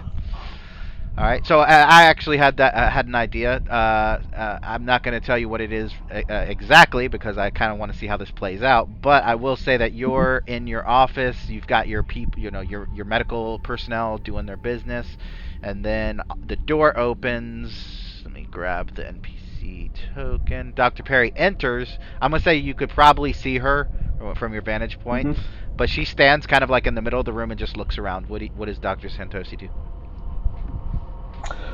Dr. Perry, is there something we can be of assistance with? She moves towards your office and says, "Dr. Santosi, I just wanted to come and check on Ensign for real. I kind of felt a little guilty considering she was trying to get onto my ship to help her brother, so I just wanted to check on her and see how she was doing." She's doing fine, and I'll just say, if you like to take a moment, and I'll point to over my shoulder. She's back in the room back there, uh, but don't be long. I do believe our next mind meld is coming up very shortly, She nods. and Understood. she'll just go back to her pad, almost paying her no attention. Gotcha. Kind of dismissively. Yeah. All right. She nods. Understood. And she seems amiable enough, at least at the moment. And she walks over and just kind of is Dr. Santosi paying any kind of attention to her, like in actuality, or is she just completely forgetting about her, like as soon as she's out of eyesight or eyesight? She's out of eyesight. It's out of sight, out of mind. Gotcha. You don't know that you don't. So in that case, you're not really sure when this happens, but she does approach you again, and she says, "Well, it's been a while, huh?" And you get the feeling she's talking about just how long you two have been, apart, Right. and all that. Yeah. Yes. What's it been? 2, 3 years? Really? I thought it was longer. Wow. Well, Doesn't seem like it. yeah. Well, like if you ever need any help with your neurology studies, I like you did in the academy, I don't hesitate to give me a call. I know you I know you sometimes you don't really you let the computers do the work. I'll just say that. And with that, she kind of slams her pad down onto the table and say, "What is it that you really want, Dr. Perry?" What do you mean? And she has kind of a snippy tone to her voice. I'm just checking on an old friend. That's can't I just have a conversation with a former classmate and former colleague? You've never once cared for me in your entire existence. Why should I believe you're caring now? Okay, well, people change. I'm a doctor, you're a doctor, and the past is the past. Maybe I look. I just wanted to make sure Varil was doing all right, and making sure her brother was doing all right. And I'm not here to start an argument. I just wanted to see how you were doing as well. That's all. Well, as you can see, I'm doing well, and things are quite busy on board the Legion. She nods slowly and says, "Okay, I can take a hint. I will." And she does this thing. Go ahead and make a reason and command check to see if you, or insight and command to see if you pick up on this. Actually, you know what? You can use medicine because it's kind of a psychological thing as well. Insight. And I do have a psychology focus. Yeah, that'll work. And see if you What's can the pick difficulty? up. Difficulty 1. It's not too difficult. Okay. Oh, nice. You guys get a momentum. So she does this thing where I don't know if I've had people do it a million times and I hate it. So she does this thing where she raises her voice just loud enough for everybody else to hear, and she says, "Well, I guess if you don't want to, be nice to a fellow Starfleet medical officer, then I'll just be on my way. And I wish you could just let things, bygones be bygones." And she turns to head towards the door. And Dr. Santos immediately stands up and raises her voice and says, "Dr. Perry, I did not dismiss you from my med bay." She stops, like, you're not sure if she stopped because of what you said or because of, like, did she really just say that? But she stops. Right. And I know we're both, I believe we're both lieutenant commanders. Yeah, you're so it's not like basically the same rank. It's, yeah. it's not like we're outranked, but this your is technically bay, my medical bay. Exactly. And so I am the ranking officer here. Yep. So she turns slowly, very slowly, and looks at you, and she says, "Oh, yes. You want to play it like that?" I'm like that? If I played it like that, you wouldn't be here because you would have been kicked out of the academy all those years ago. What are you talking about? You know exactly what I'm talking about. Remember our xenobiology final? Yeah, I helped you with that paper. You plagiarized that paper, and I should have turned you in. No. No. I did no such thing. You're just making And as things she's doing up. that, I'm typing in the pad and go, "Oh, you mean this paper?" and show her the plagiarized, uh, the plagiarized report next to her report. That's almost word for word the same. She says, that was a coincidence. It's I had read it maybe a few days before, and it was in my mind, and I just subconsciously maybe took a few lines. It's not that bad. Few lines. This is a 20-page report, Doctor. Well, maybe the reports got mixed up. Maybe mine got deleted on accident, and somebody else's got inserted at a clerical error. It wasn't my fault. Well, clearly it was a clerical error in that I did not report you. But as you said, let's bygones be bygones. You passed your exam and are, cleared the, Starfleet medical and are now a lieutenant commander, as I am. But when you're on this ship and you are in this med bay, you will show me the respect that I deserve and that I've earned through my hard work, and to pull myself up and not take shortcuts as you have all those years ago. She takes a step forward and she says, Anissa, you are very used to getting what you want, aren't you? And she just kind of laughs at that and says, "See, I knew we can't keep things strictly professional in each other's presence." She just shakes her head. Well, if I leave, are you going to call security on me and saying that I left without your permission? Are you going to steal another one of my boyfriends? She laughs.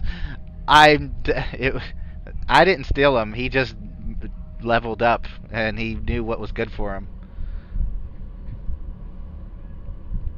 Dr. Perry, we are both Starfleet officers, and our paths seem to be continuously intertwined in our careers here. And while that may be the case, and while our past is less than ideal, you can mark my words on this. If I ever catch you doing anything like that like what you did back in the academy again, especially aboard my ship and in my sick bay, the Admiralty will hear about it. Do I make myself clear? You make yourself absolutely clear, but if something like that did happen, I don't even think you would know about it until it was too late. Well, that is why I want you off this ship as soon as possible. Dismissed. She grins and gives you a nod and says, I'll be seeing you soon. And then she turns and walks out the door. Woo! And then Santosi will walk over to her replicator and the temperature of sickbay went up by 10 degrees when she left. Like, there's no way this isn't somehow getting back to Osprey, who needs to have a chat about, okay, let's talk about conduct in front of junior officers. Yes. To be fair, as Dr. Perry, I was intentionally instigating and Oh, so yeah. it's definitely not Santosi's. So yeah, No, Dr. Perry doesn't get out of it, scot-free, on his ship. Plus, as I said, works super well with a plan I have, evil rubbing of hands, which is that assuming that the mind meld surgery, air quote, goes well, right, before we reach the John Hopkins and everybody gets off, Osprey was gonna throw like a combined "Congratulations, Dr. Santosi, on your fantastic medical achievement," and "Congratulations, Dr. Perry, on your fantastic cybernetics achievement," like soiree in the 10 forward equivalent at the same time. No, that's good. But Rob, what were you gonna say about the replicator before we go? Oh, I was just gonna say I was just gonna replicate like a glass of cold water and just like splash it on my face. Yeah, I bet he needs that after that. If Lasco was there, he would be in like, "Ooh, this is so good. I could have given this to the captain." Now, and you know what's funny? Lasco is gonna be like, "Damn, if I only stayed in there 5 minutes longer, but I had to go to the frickin' holodeck." And now everyone's gonna hear about it secondhand. Yeah. All right. So I like the idea of doing a combined congratulatory celebration or whatever you want to call it, and it being like and I'm assuming Samson is with Dr. Perry, as the scientific advisor on that project. So I actually, you know what, I think I'm gonna say that this is like probably less than 3 hours before you guys get to the John Hopkins. You guys have already been at warp for like another few days, so all of this stuff has kind of gone in, back into the memory holes or whatever you want to call it. So which players? Okay, so definitely Captain Osprey is going to be there. Is Lasco going to go there? Yeah. He's gonna make sure to get the. He would have been looking at the reports with the what Perry has been building. Okay. Is Neelan going to this event? Yes, he is. Okay. Is Dr. Santucci obviously is going. Is Lieutenant Carr going? Yeah, as long as he's not on duty, he'll be Okay. there. All right. So, and as for NPCs, other than Dr. Perry, let's see, probably a lot of engineering people. We'll say Assistant Chief Engineer Ustam. We'll say Sturk Aredo and Ensign Gorm. And then for medical, we'll just say the Chief Surgeon. I don't know why it's not popping over there. It probably will later. Ensign Varrock probably because of how helpful he was. Yeah, I would say. Yeah, and Kavipri. Alright. But I mean, there's other NPCs there, but these are just like the named ones that we can physically see. So, Captain Osprey, tell us about this celebration that you're throwing. Tell us more. I absolutely will. Just two things before I do. One, can we assume that the Vireal treatment has actually properly been successful for this? Because the original stuff was 2 weeks or so before we got to John Hopkins. It's going to be a work in progress. Like even when she's transferred onto the John Hopkins, it's still going to be going on. So they're going to have a Vulcan over there that's going to take over for Varrock. Fair enough. If she's conscious by that point, there'll be a brief chat. If not, she's just off she goes.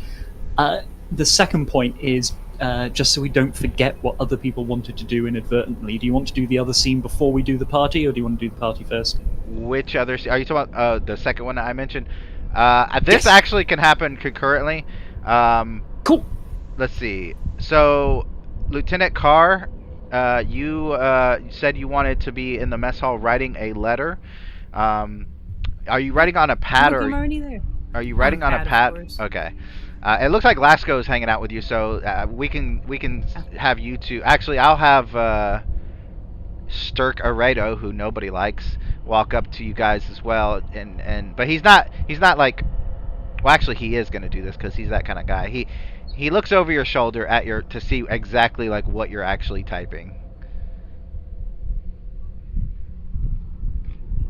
or what you're writing, or to who you're writing it. Are you gonna? Yes, some of us write letters. Oh, you just say that to him?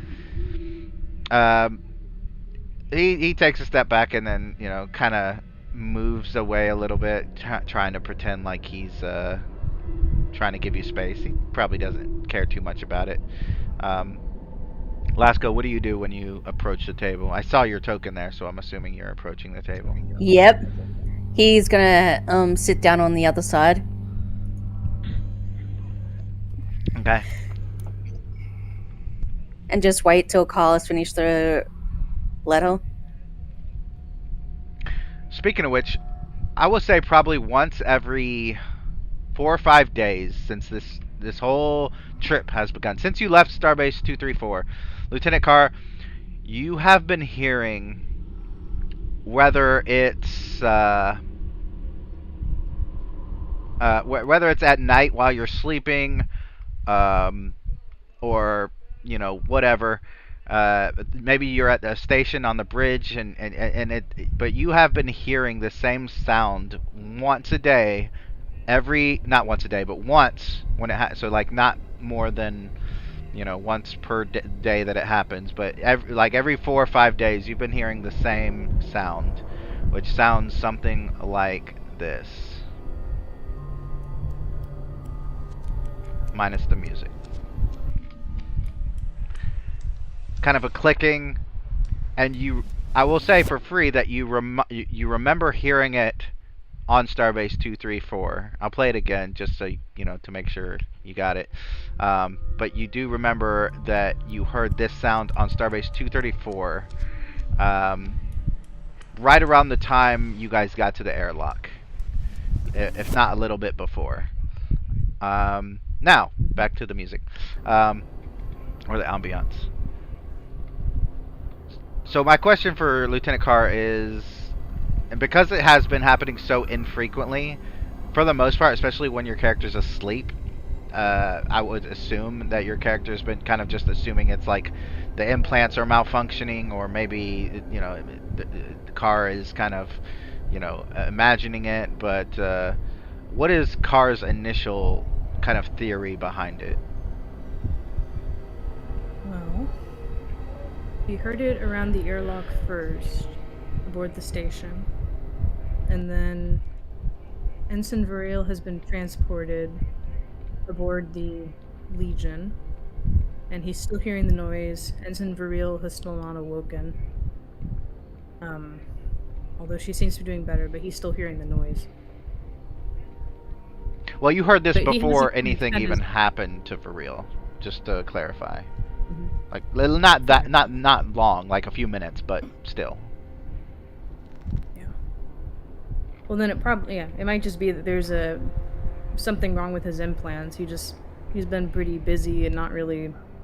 It's not keeping him from. He had a bill of health when he was discharged from sickbay. Yeah, so clearly it's not medically keeping him from being able to work. Yeah, medically everything seems to be fine as of now. You okay, Carl? You just zoned out then. He says. Glasgow says. Yeah, I thought I heard something. Well, I suppose it's gonna sound real great for me to say that I'm hearing things, but I am hearing things. Can we run a diagnosis on your implants? That was one of the first things I did. They seem to be functioning just fine. You know what's funny? Okay. You're hearing things. Of course, now's not really a good place to run one. And Lasco is seeing his dead dad. So that works out. So he goes, okay. What is it then? What are you hearing?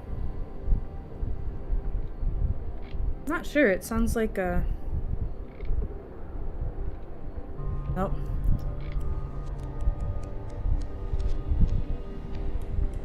Like a clicking almost. But that doesn't fully describe it. But it comes and goes. Most of the times I'm hearing it are... Really, I'm just in my... I'm asleep in my quarters. Okay. He goes over to the computer and does a scan of who's been in the vicinity of you sleeping. Do you tell him what days, how many days of in between it is?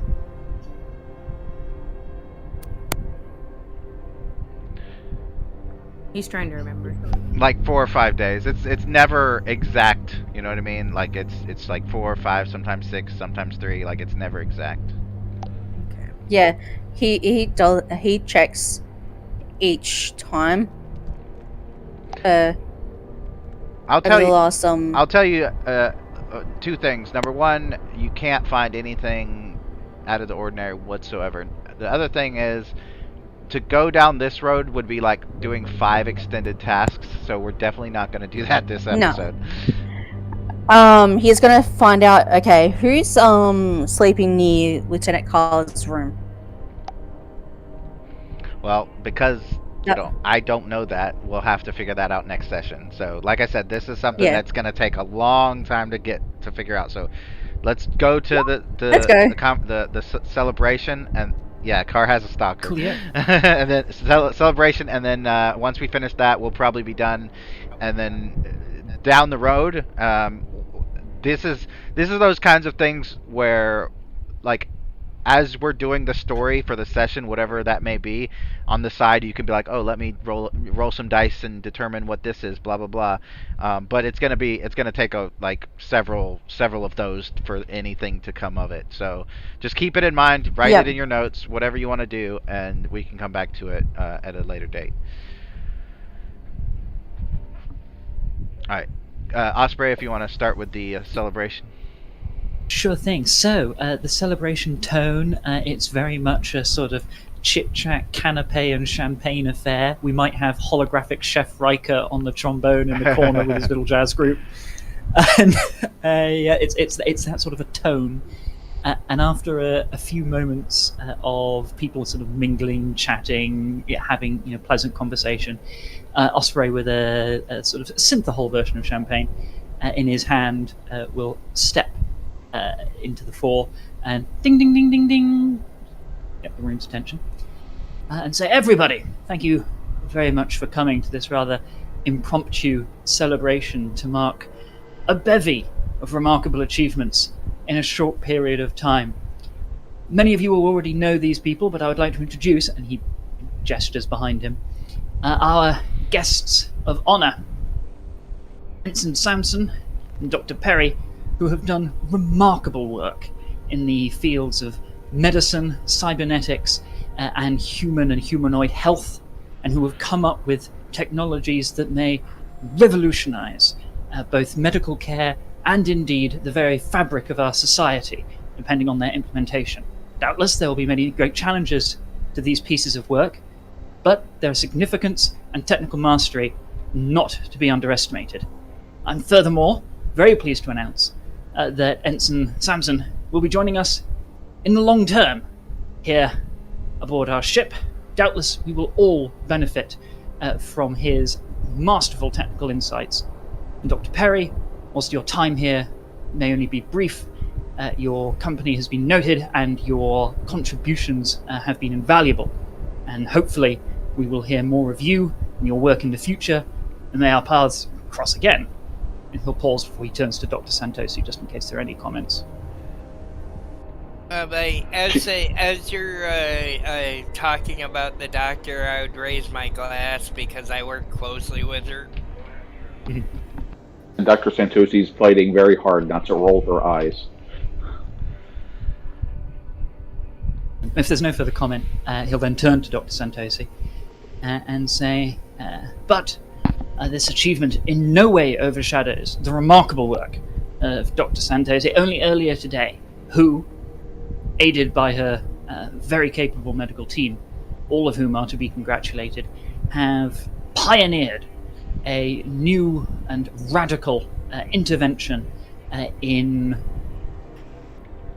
mental trauma healing, and have done quite what may well be the previously thought to be impossible, and are bringing one of our very valued and treasured crewmen back into health.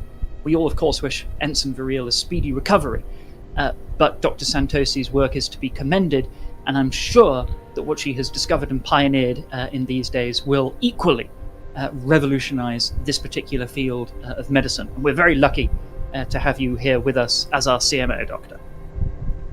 and she'll give like a smile to the captain and like a slight bow. And as she's coming up from the bow, she just kind of glances over at Perry and gives her kind of like a smug side eye.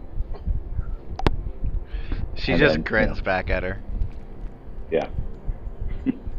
Please join me in a round of applause. And he does a clap, clap, clap, clap, clap, clap, clap for our staff. Sorry. And while you two are exchanging glares, Samson's looking like he's ready to break up a fight. You may very well just one day. Yeah. Yeah. Not today, but maybe Not someday. today. Well, you never know, because I plan on doing something that would absolutely be done in character and just add spice out of character. So yeah, after clap, clap, clap, clap, clap, the round of applause, and the jazz starts going again, he'll start like introducing people to one another. You know, have you met? Have you met? He's pairing off conversations, but he'll pivot round. Oh, sorry, did I talk over someone there? Go ahead. Okay. He'll pivot round to the three heroes of the day, Ensign Sampson, Dr. Perry, and Dr. Santosi, and we'll say, well, again, I'd just like to extend my personal congratulations to all three of you. You really have done remarkable work. And Dr. Perry, I hope you have enjoyed your brief stay aboard. What are your plans after you leave this vessel? Oh, maybe I won't leave. Maybe this will be my new station. She kind of laughs. Trying to make Santosi uncomfortable.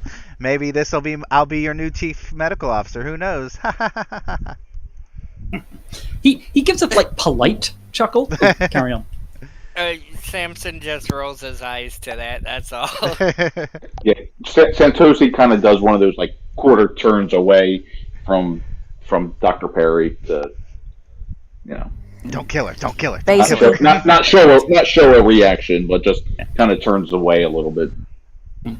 Basically, Lasgo waves over Dr. Santosi because he's got the native habit of her research. Yeah, and I'll move over, taking the cue. In that case, Santosi doesn't hear the lovely thing that Osprey was about to say. You'll never know. But yeah, well, at that comment, and obviously Dr. Santosi's walked off, understandably. Captain Osprey will say he'll politely chuckle along.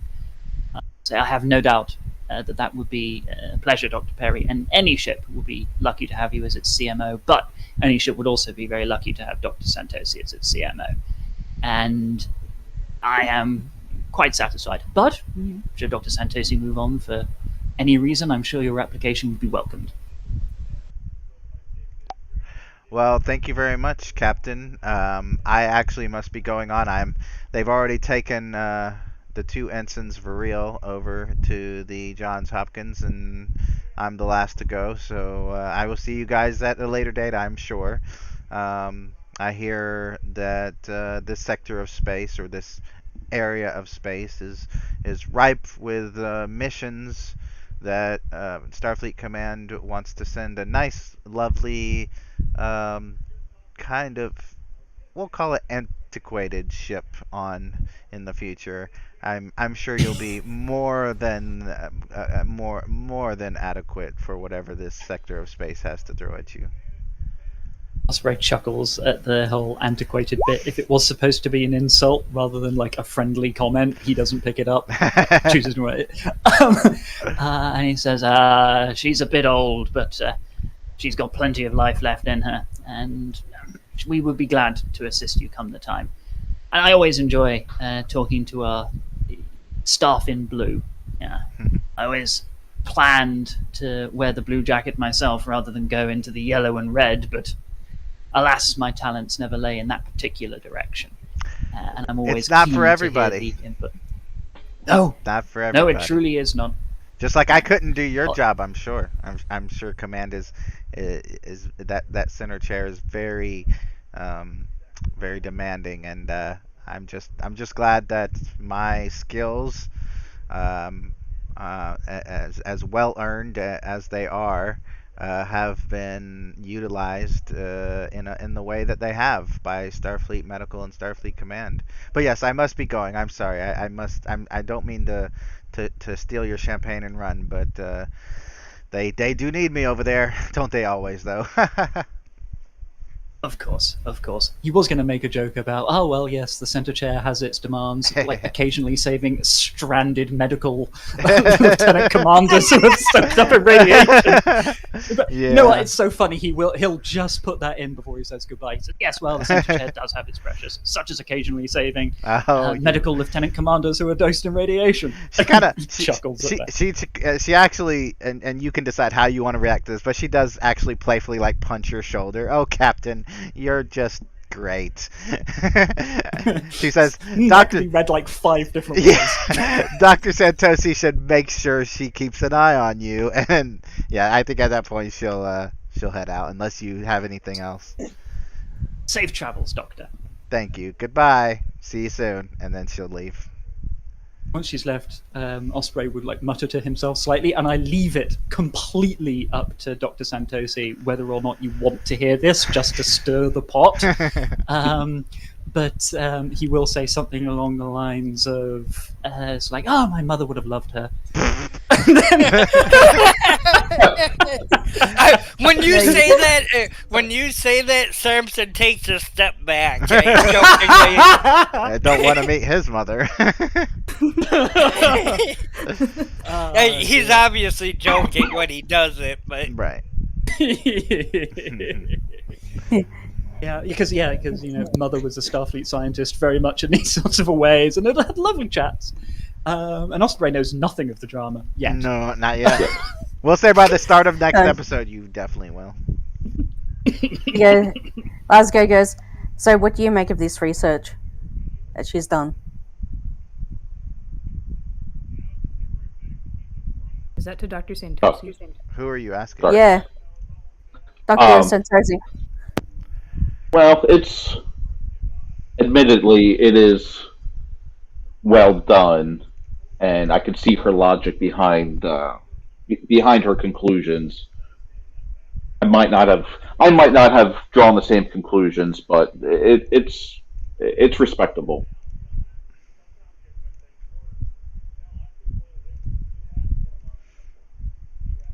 So do you think it will work?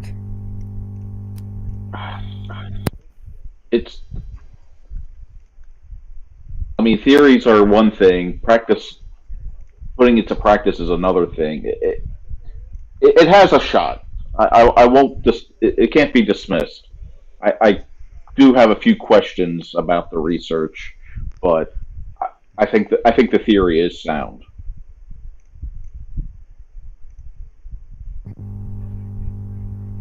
Yeah, I thought to bring it to you to see how it goes. It sounds. I still need to read a little bit more on it, maybe follow some of her footnotes in the research to verify some of this information. It's a little bit out of my area of expertise.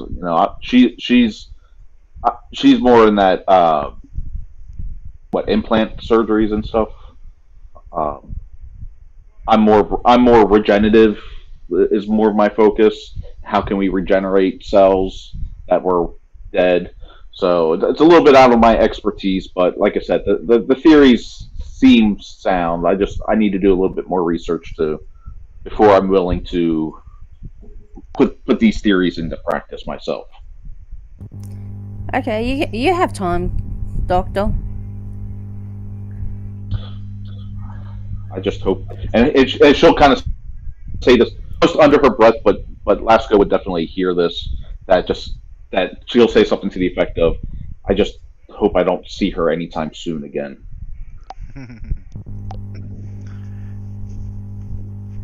Me neither. She seemed too cocky. When a Cardassian says that. Yes. Just Samson would go, you think? Yeah, and I'll say, and this was one of her better performances. Days. Don't get me wrong, I have a lot of respect for her, but she's definitely more than a little conceited. Well,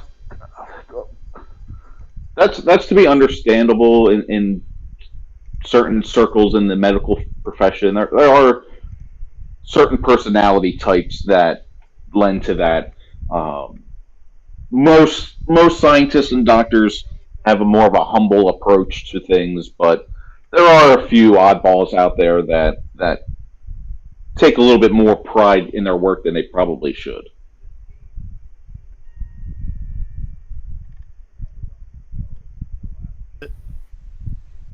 He would nod in agreement. Yeah. At that juncture, if there's no further comment... Oh, please, no, carry on, Mac. Basically, Lasgo says, then you'll fit in with our crew.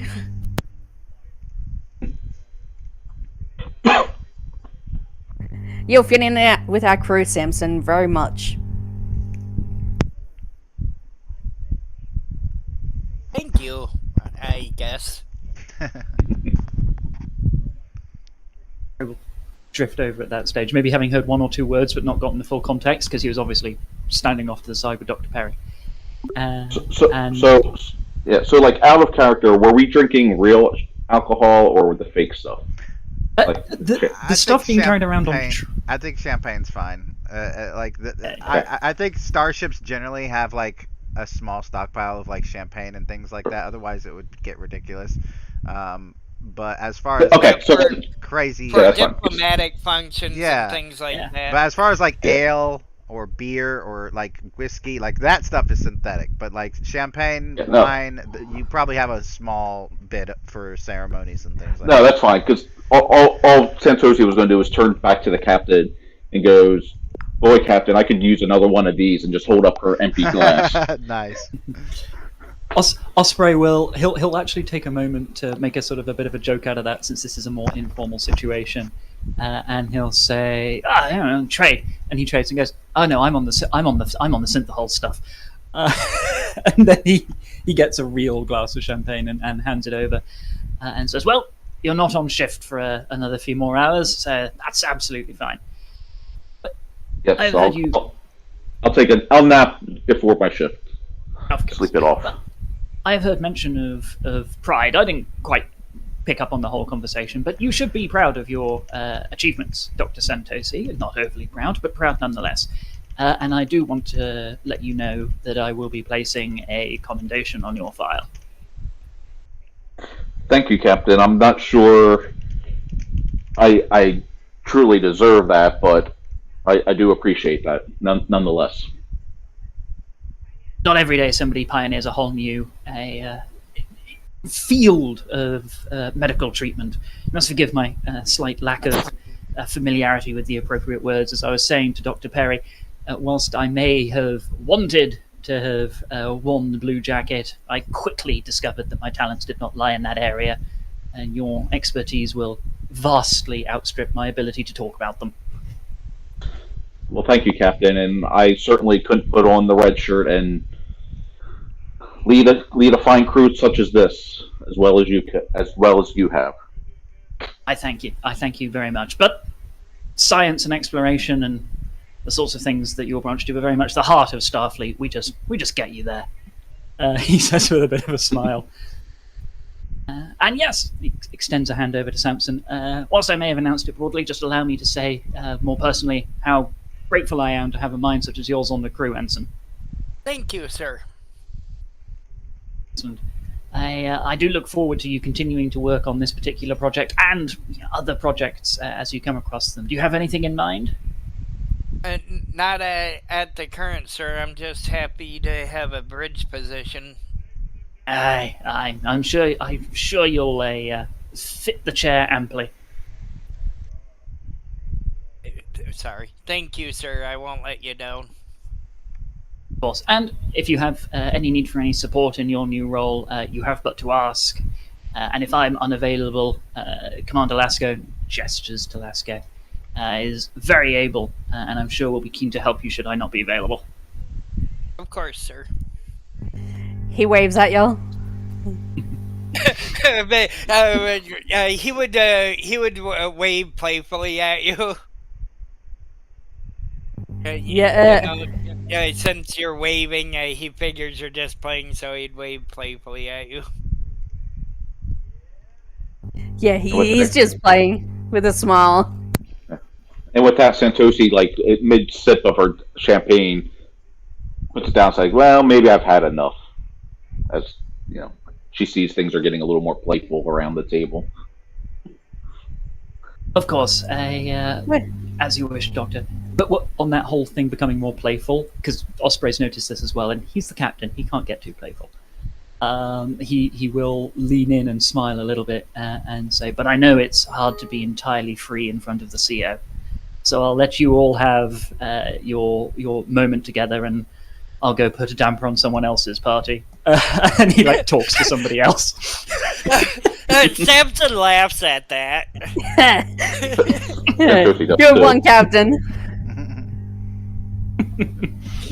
And then he starts working the room, talking to lots of people, but he leaves you to have a more free chat, free of the CO's here, we have to behave. Samson's like, he's the life of the party. I think I'll go with him. Yeah. He doesn't realize he's the life of the party. You got one of those rare fun captains. Right? Yeah. He's not even trying to be a fun captain. Our captain's defective. He's fun. He doesn't. The brilliance of it is he doesn't realize he's fun. I didn't realize I was fun. You were just being serious, and we're all like, that was great. If they ever say we should get a replacement captain, we go, no, we'll rather our captain and all his flaws. Ooh, thanks for giving me that idea. A replacement captain. This will be the. I'll make a Jellicoe episode. I'll give you an asshole NPC captain. Yes. Strictly by the books.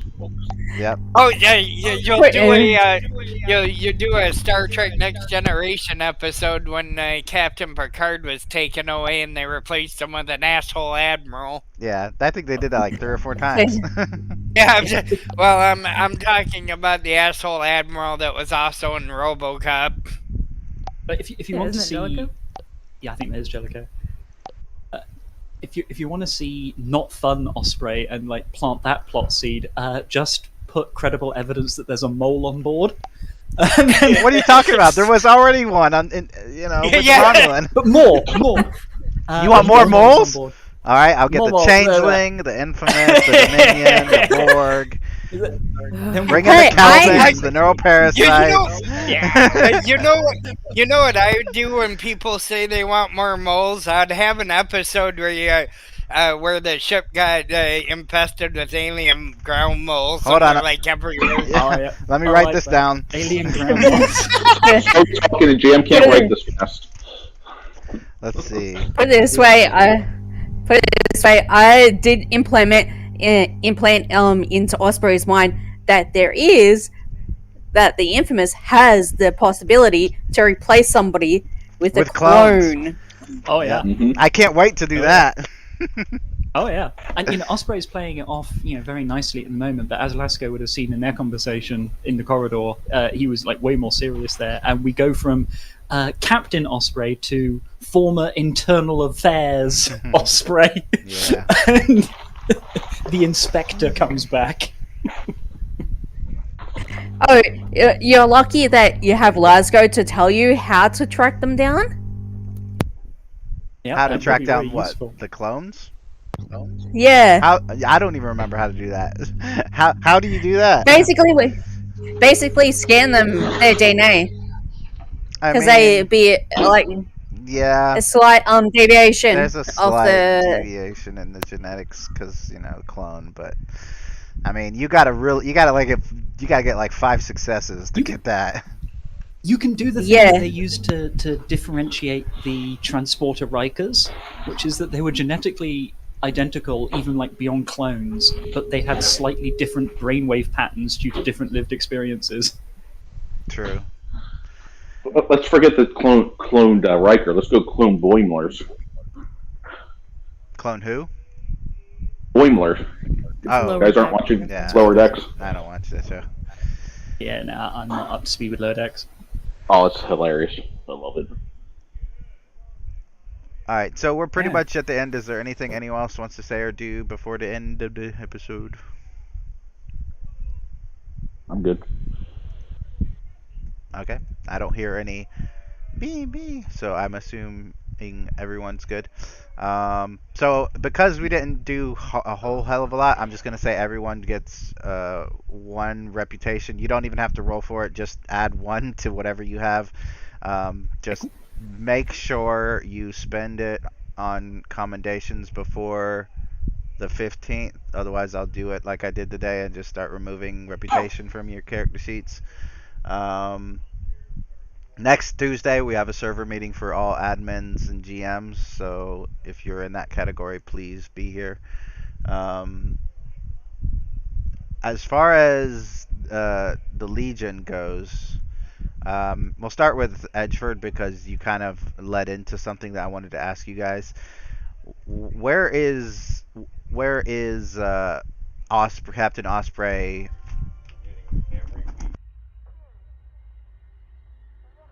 Where is Captain Osprey? Where's his mindset as far as just his crew goes? Like, how happy is he with his crew? Is there anyone he wants to change? Is he glad he picked who he picked for certain roles, etc.? Yep. Well, clearly he needs to replace the entire bridge crew. But no. He's happy with the crew he's got, and he's also aware that, within limits, a good captain deals the hand he's dealt, and he's doing that with the ship. He's doing that with the crew. He's got no particular dissatisfactions with this crew. He knows no crew is perfect, and there's always going to be some degree of ironing out the wrinkles, but he thinks he's on top of it so far.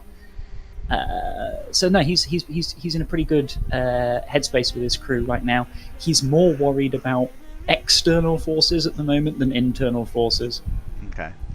How is besides the whole thing that happened with Commander Silver earlier, assuming he finds out about what happened with Dr. Santosi and Dr. Perry, assuming he finds out basically the various actor, Lieutenant Mackle, who's basically there to spy on Lasco. How does he feel about all that? So, with the recent incident between Santosi and Perry, when he finds out, regretfully, Perry's going to be off the ship, but he'll call in Santosi probably to have a. So, give me your side of this story before I give you a talking to, and then it probably will come down to it. You're not wrong necessarily, although the allegations of plagiarism are extraordinarily serious. But it's going to be less of a you're not wrong to feel this way, you're wrong to address it loudly in front of junior officers. Absolutely. Oh, absolutely. Do not do this. There will be some firmness, but not outright yelling. And when it comes to the allegations of fraud or plagiarism, from what I gather, there's circumstantial evidence, but not enough evidence to really prove it. And so he would then probably caution Santosi and say, no matter how much you may genuinely really suspect it, you need to be very careful with what you say in public and that you can't prove, for your own good. Because if you make those allegations and you're wrong, or even if you're right and you can't prove it, and you're not part of internal security, that blows back in your face hard. Don't fall into that kind of chat.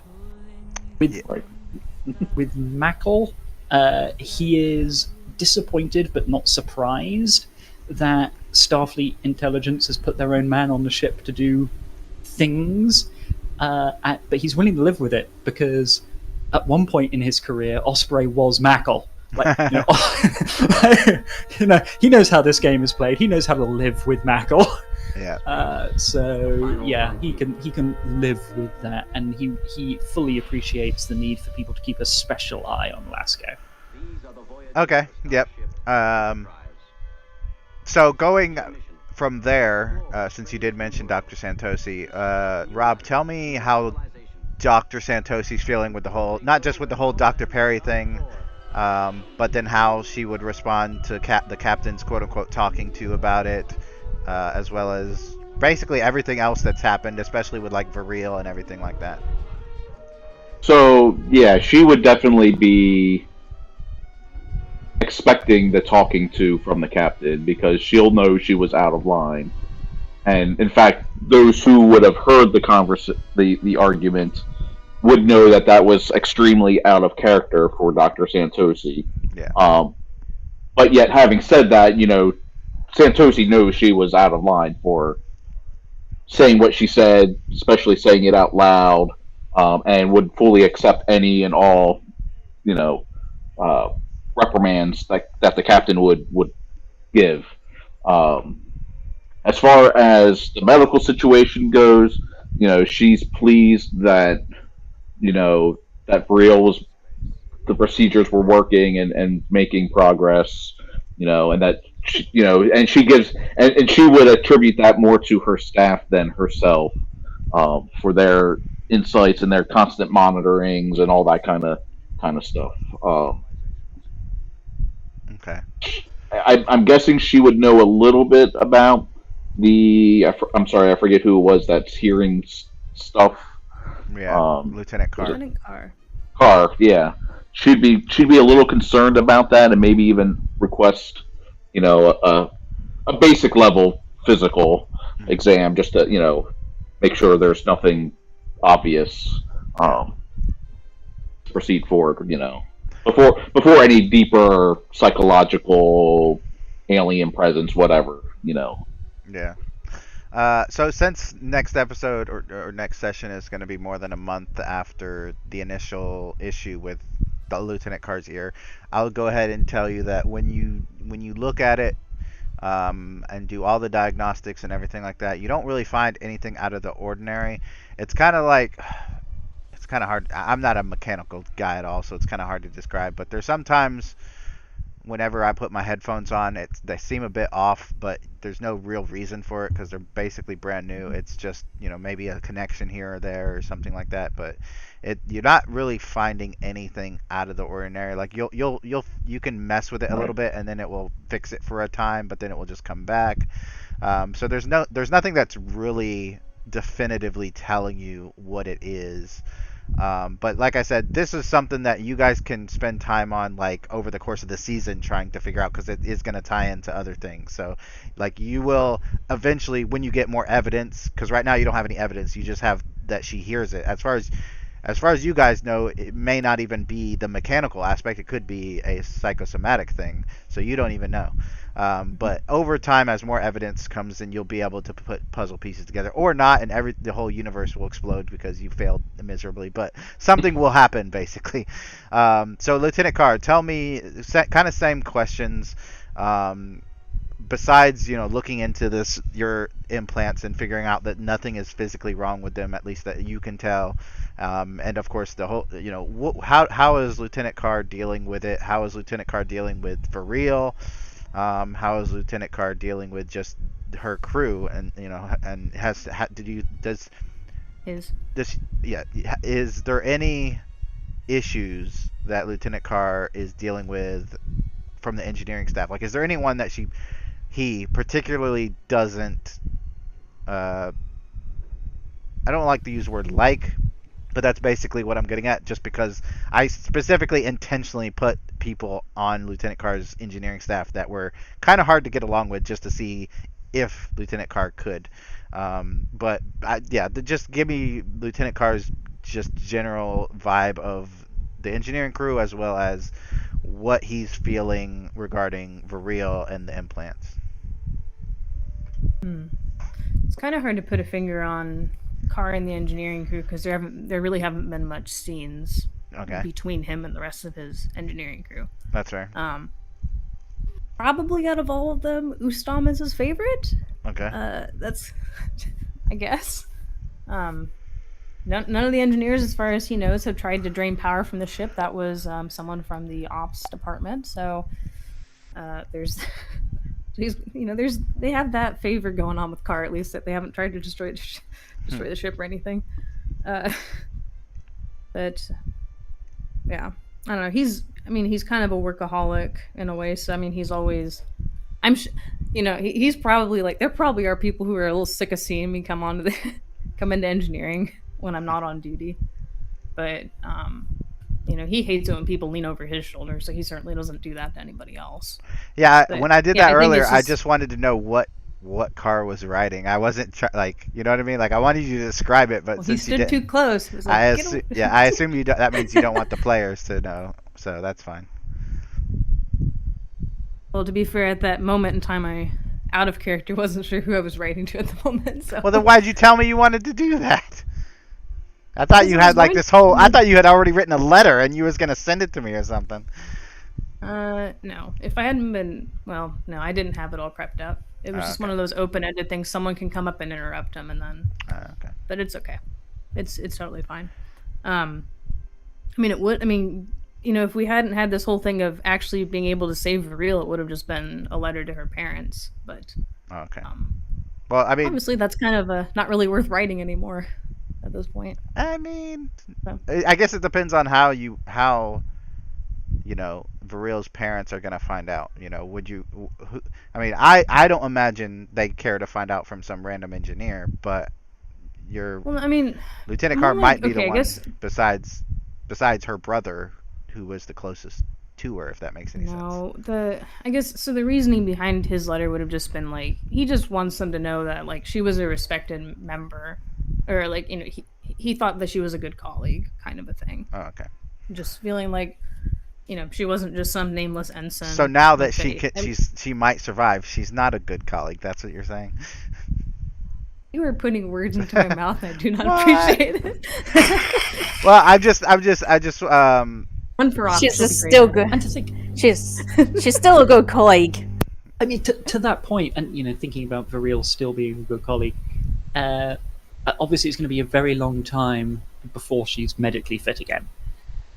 But if she is eventually signed off as being medical fit, and Osprey hasn't died of old age, there'll be a note ready to give to her when she's fit again, which is Osprey effectively say, because she went to disobey an order, but he admires her spunk and loyalty to family and all of that kind of a thing, and it's essentially saying you're welcome back under my command anytime.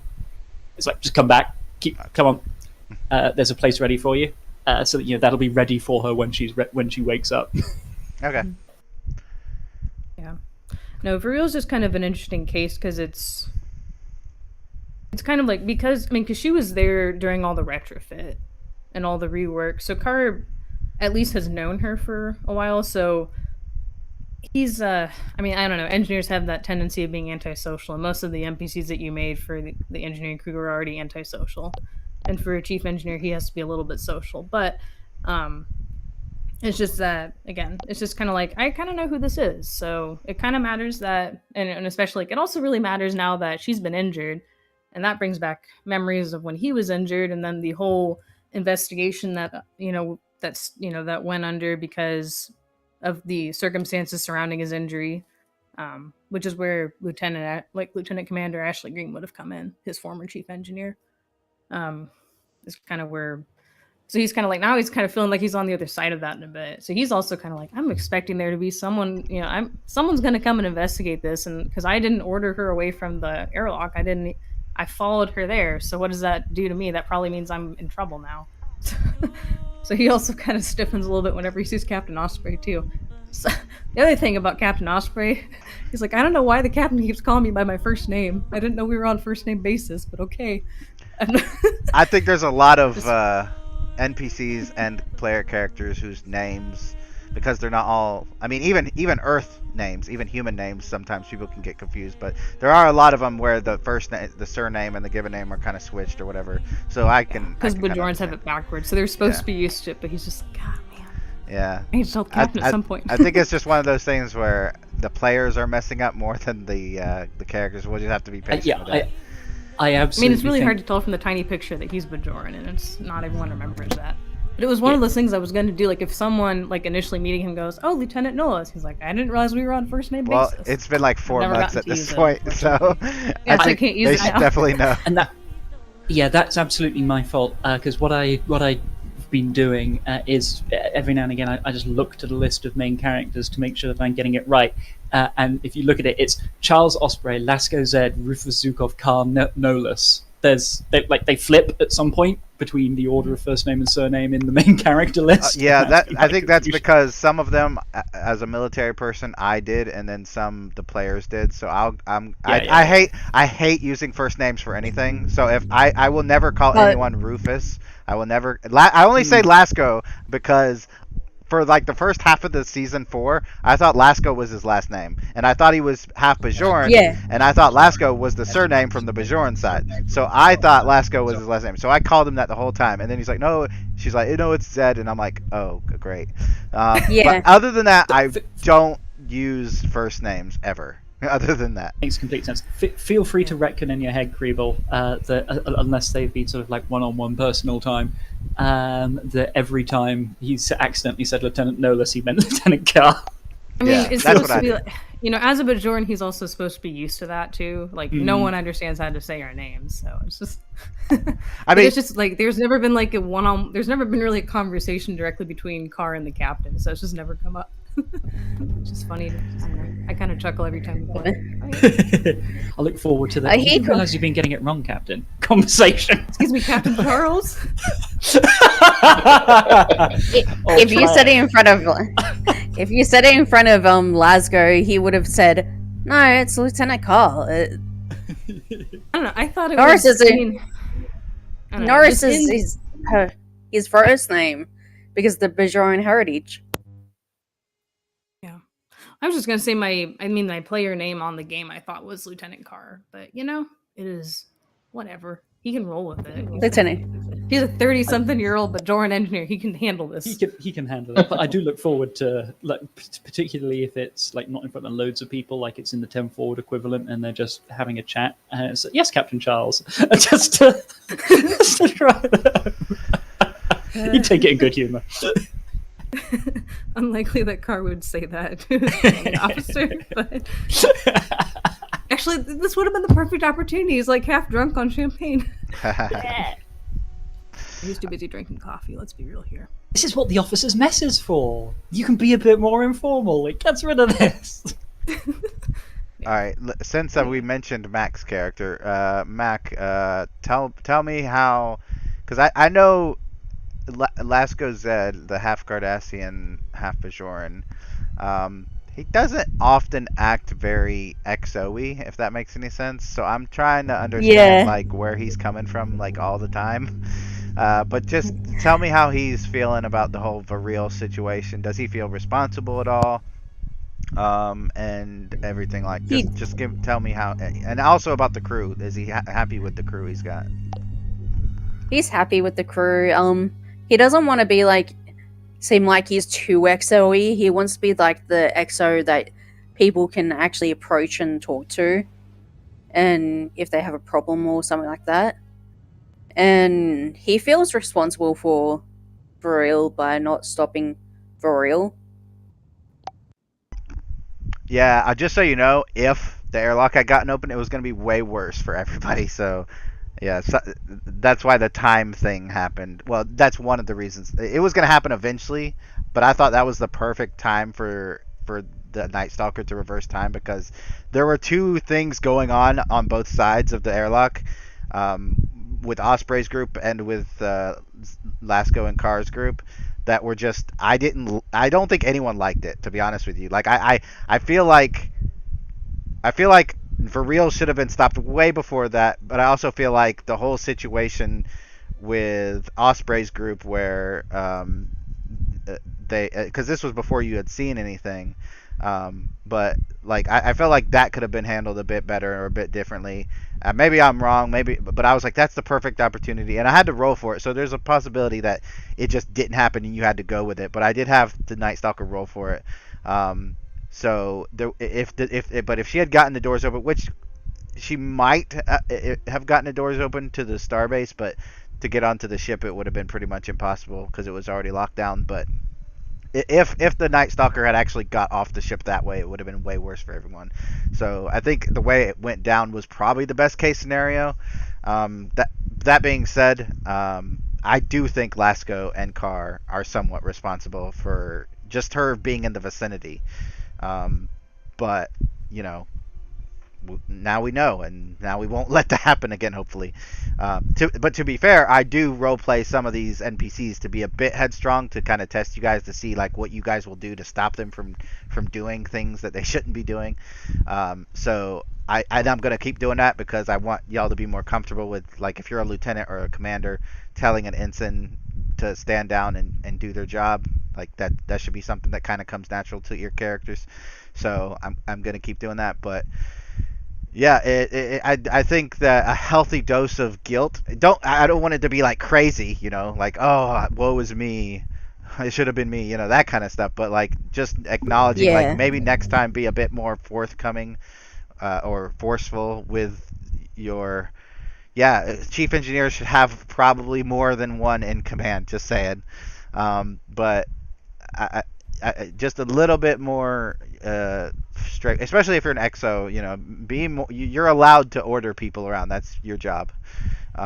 So, but I don't see a transition. But I'm just gonna go ahead to Samson's character. What does Samson think about his new crew, and does he think or feel any kind of way about Viril's situation? Does Samson's particularly know about or care about the kind of the feud that he saw developing between in his mind developing? He doesn't know that it's been that way forever, but between Dr. Perry and Dr. Santosi. So how's Samson feeling about all that? He's a little wary because he worked so closely with the one doctor, and now the other, her rival, is chief medical officer. But other than that, he's fine. And how does he like his new crew? Oh, he likes them just fine. He thinks the XO is a little informal, but other than that, Yeah. That's kind of what I mentioned earlier, like, and to be honest, I see that with everybody a little bit, just because I mean we're not in full military, you know, mindset 100% of the time when we're playing this game, so I let it go like to a large degree. I don't want it to become like, I think Voyager probably did it the worst, where Janeway's calling Paris Tom all the time. I'm like, what? Why would you ever do that? Like, I don't think it should get that bad. But I'm not. Well, like, in the defense of Voyager, though, they became more than just a Starfleet ship. They were they had to. They had to, because they were trying to get home and all that. I get that, but I don't want this to get to that level. Like, you guys, I agree with you there. Y'all's primary mission, state of being, whatever you want to call it, is you're a crew on a starship doing a job. And when you have episodes or sessions like today where you can let your hair down and you know, go crazy with champagne or whatever, or the holodeck, you know, that's your chance to kind of be a little bit more lax as far as that stuff. But most days it's got to be business, business, business. You don't have to physically, as players, be that way, but your characters, you need to portray them that way. And I know that's bad of me to be like, oh, you have to do it this way, but that's kind of the whole point of Star Trek. And, you know, especially the original series, most of TNG, and probably half of Deep Space Nine is and tiny bit of Voyager is basically like, you know, if we don't do our job right and if we're not professional, we're probably going to die in a cold vacuum of space. So we should probably do our job. They still mess around and have fun, though. It's not like they're nothing but business all the time. Yeah, I mean, the reason why I want to roleplay Star Trek is because I want to live in that kind of universe. And if someone's not comfortable, I will say, with that kind of universe or that Starfleet way or whatever you want to call it, then, you know, maybe Star Wars is a better game, or maybe Starfinder or another sci-fi game. But I think that everyone here is doing a good job, so don't assume I'm trying to take that away or anything. But As far as like the XO and stuff like that, like when in doubt, be an Okay, asshole. I misunderstood. I misunderstood what you were saying. You made it sound like we can't joke around ever unless it's something special like this.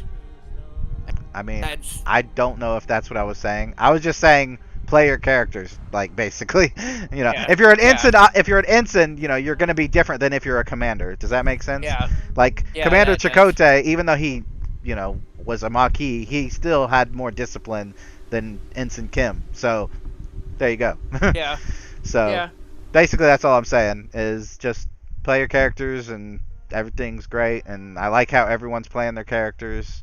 That's it's not, I wasn't saying anything bad. I was just like, we mentioned the XO not being XOE, and so I was trying to go Alright, down I that just path. wanted clarification because I interpreted your words to mean we shouldn't joke around ever, but No. now I understand what you're getting at. Yeah, like if you guys are in the middle of a battle and you're about to die, and then one of your characters is joking around, that's probably not the best time. But Yeah, I agree there. you know, I agree there. as far as like just like data on generations where when they're about He to crash. His chip malfunctioned Yeah. and he was experiencing emotions at inappropriate times. So since Tali is on and we don't know when Tali's going to get disconnected again, how is your character? How's Neelan feeling about his crew? And just tell me how he's generally feeling about things.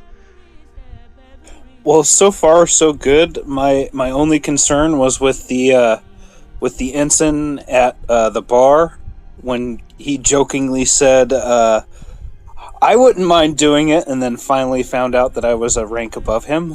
Kind of deal. Yeah. There's I people might like mention that one to the captain. I might just mention that one to the captain. So.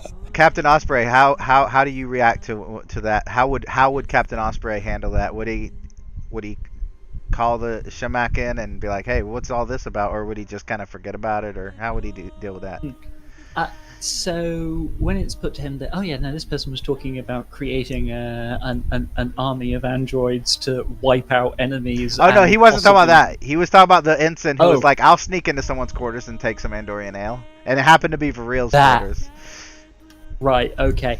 In that case, he wouldn't call the ensign in immediately, like to him, and go, "Right, okay, I'm having a word with you." Instead, he'd call in the ensign's immediate superior and say, "This has been brought to my attention. By the way, what are your thoughts?"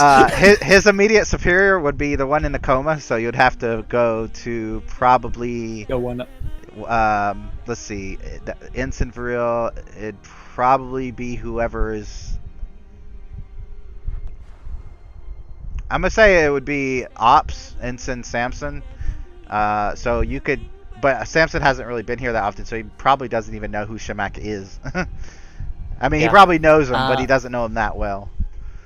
Well, I was one of the ensigns involved in that incident. That's true too. Yeah. In that case, as a witness, you're probably not the best placed person, not because of rank or anything, but as a witness, you're probably not the best placed person to do it. So essentially, he called in the officer one step up who wasn't directly involved in things, and said, "Right, okay, I've been told this about this particular person under your command. First of all, what are your thoughts? What is this person's record like? What's your assessment of their behaviour? And then if it shows that this is an aberration or a joke comment or something not to be taken seriously, then Osprey would say, well, I'll leave that to your discretion. My subordinate might want to advise this person to be a bit more careful with their words, but we'll leave it at that. If, however, this is part of a pattern of behaviour, then at that point it's a case of, okay, we might need to put this person on report." But it would very much come from what this person's superiors who work with him frequently say his conduct's like. Okay.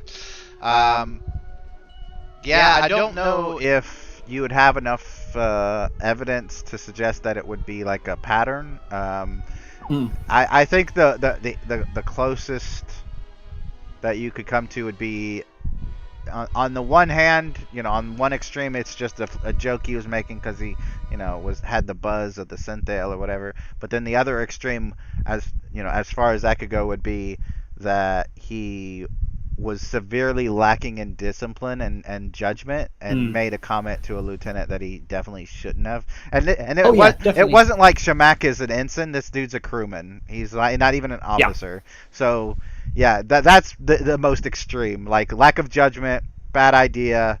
Pay attention to your surroundings, but not like, oh, I do this all the time and I'm a thief by nature. Like it's not like that. Yeah, exactly. Yeah. And also I'm aware that whilst this is a military, it's still Star Trek military, so a little bit more relaxed. Slightly. It's Coast Guard. Slightly. That's a good analogy.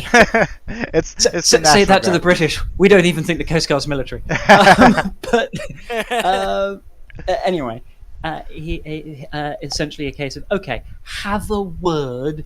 I leave the monitoring of this situation at your discretion, Lieutenant. Or whoever he may happen to be talking to. So not apocalyptic, but this guy gets a chat, a firm chat without coffee. Don't do this. Come on. Well, maybe if I talk to him some more, then maybe things will come to light. His behavior, his attitude. Yeah, and also honest, Osprey would be way. I mean, yes, you're correct. And if you have those kinds of conversations and this stuff comes out more, then Osprey will make it more formal. But if he had like a mic eavesdropping on that entire conversation, the thing he would have been laser focused on is the whole android calm thing. Yeah. This is very concerning. Just as a potential, in case you didn't want to use the ops officer as their immediate supervisor of Shamak, and I know this is not super important, I'm just throwing it out there, but there is a shuttle pilot who's also an ensign who would be technically his supervisor as well, because I believe he's a shuttle pilot. Her name is Damal Norka, and she is a Bajoran shuttle pilot, so you could go to her, but like you said, it turns out it was just a bad joke in bad company. Nothing horrible. Now, as far as Amal Silver, Dawson is probably going to forget about it conveniently. So it would be up to one of the player characters to kind of say something if they wanted to. Does either one of you want to put that in a report of some kind? I guess that would be Neeland and Samson. I would put it into my personal log. But just as kind of like being aware that if this behavior continues, that I should definitely, report it. It would be in my log as well with a footnote that I'm pretty sure it was just a crewman being stupid. Okay. Yeah, so in that case, it probably, the captain, I don't think captains read personal logs. I think that goes straight to Memory Alpha. But in case it got to the captain, how would the captain react to what Silver said? So if it got, as far as them reading the personal logs are concerned, I think there was one episode where like they have the ability to do it, but it's only lawful if they have good reason. I don't think you do in this case. I don't. Oh, okay. No, it has to be a lawful reason. It's got to be like the ship is in danger kind of thing. Oh yeah. It's not. Yeah, it's not law. It's like there is definitely no lawful reason for him to be doing it. So even though he has the technical ability, he ain't gonna be. Right. So, but if he did find out, maybe a rumor or something like that. Yeah, he'd probably again have a chat with the people who work with him frequently, and I did his superior. His superior is you. Oh, okay. There's no one in between. He is a full commander. Even the XO. The XO. Not even the XO. I will tell you this for free. He does not respect the XO because not just because the XO is from another universe, but the Commander Silver thinks he needs to be the XO or the captain of this ship. So interesting. You dealing with him is probably the best way to go. Absolutely, yeah. Oh, yeah. Yes. Certainly, Osprey would deal with him, but he'd talk to people who work with him to see, like, has he voiced these kinds of things before? Well, if you ask Dawson, he'll say yes, but he thinks he's joking. Right. Okay. That's interesting. Then Osprey will call in the alleged offender for a bit of a chat and say, well, I've had this put to me that you've been making comments regarding advocating for the large creation of mass androids, or something similar to the Khan type genetic warriors, saying that we should utilize them in combat. Why do you think this? Well, first of all, have you been making these comments? And then secondly, why have you been making these comments? You get into the line of thought, and essentially give the guy enough rope to hang himself by justifying his position again and again and again. Then Osprey would move to the relatively firm, under the Articles of the Federation, you are absolutely entitled to your freedom of expression. What you have said is not a criminal act, but it is in violation of the ethical standards of Starfleet. It's in violation of these particular codes, which I'm imagining it is. It's fundamentally against our principles. We must stand against these sorts of things. We must be paragons of Federation and Starfleet values. We cannot have our officers saying these sorts of things.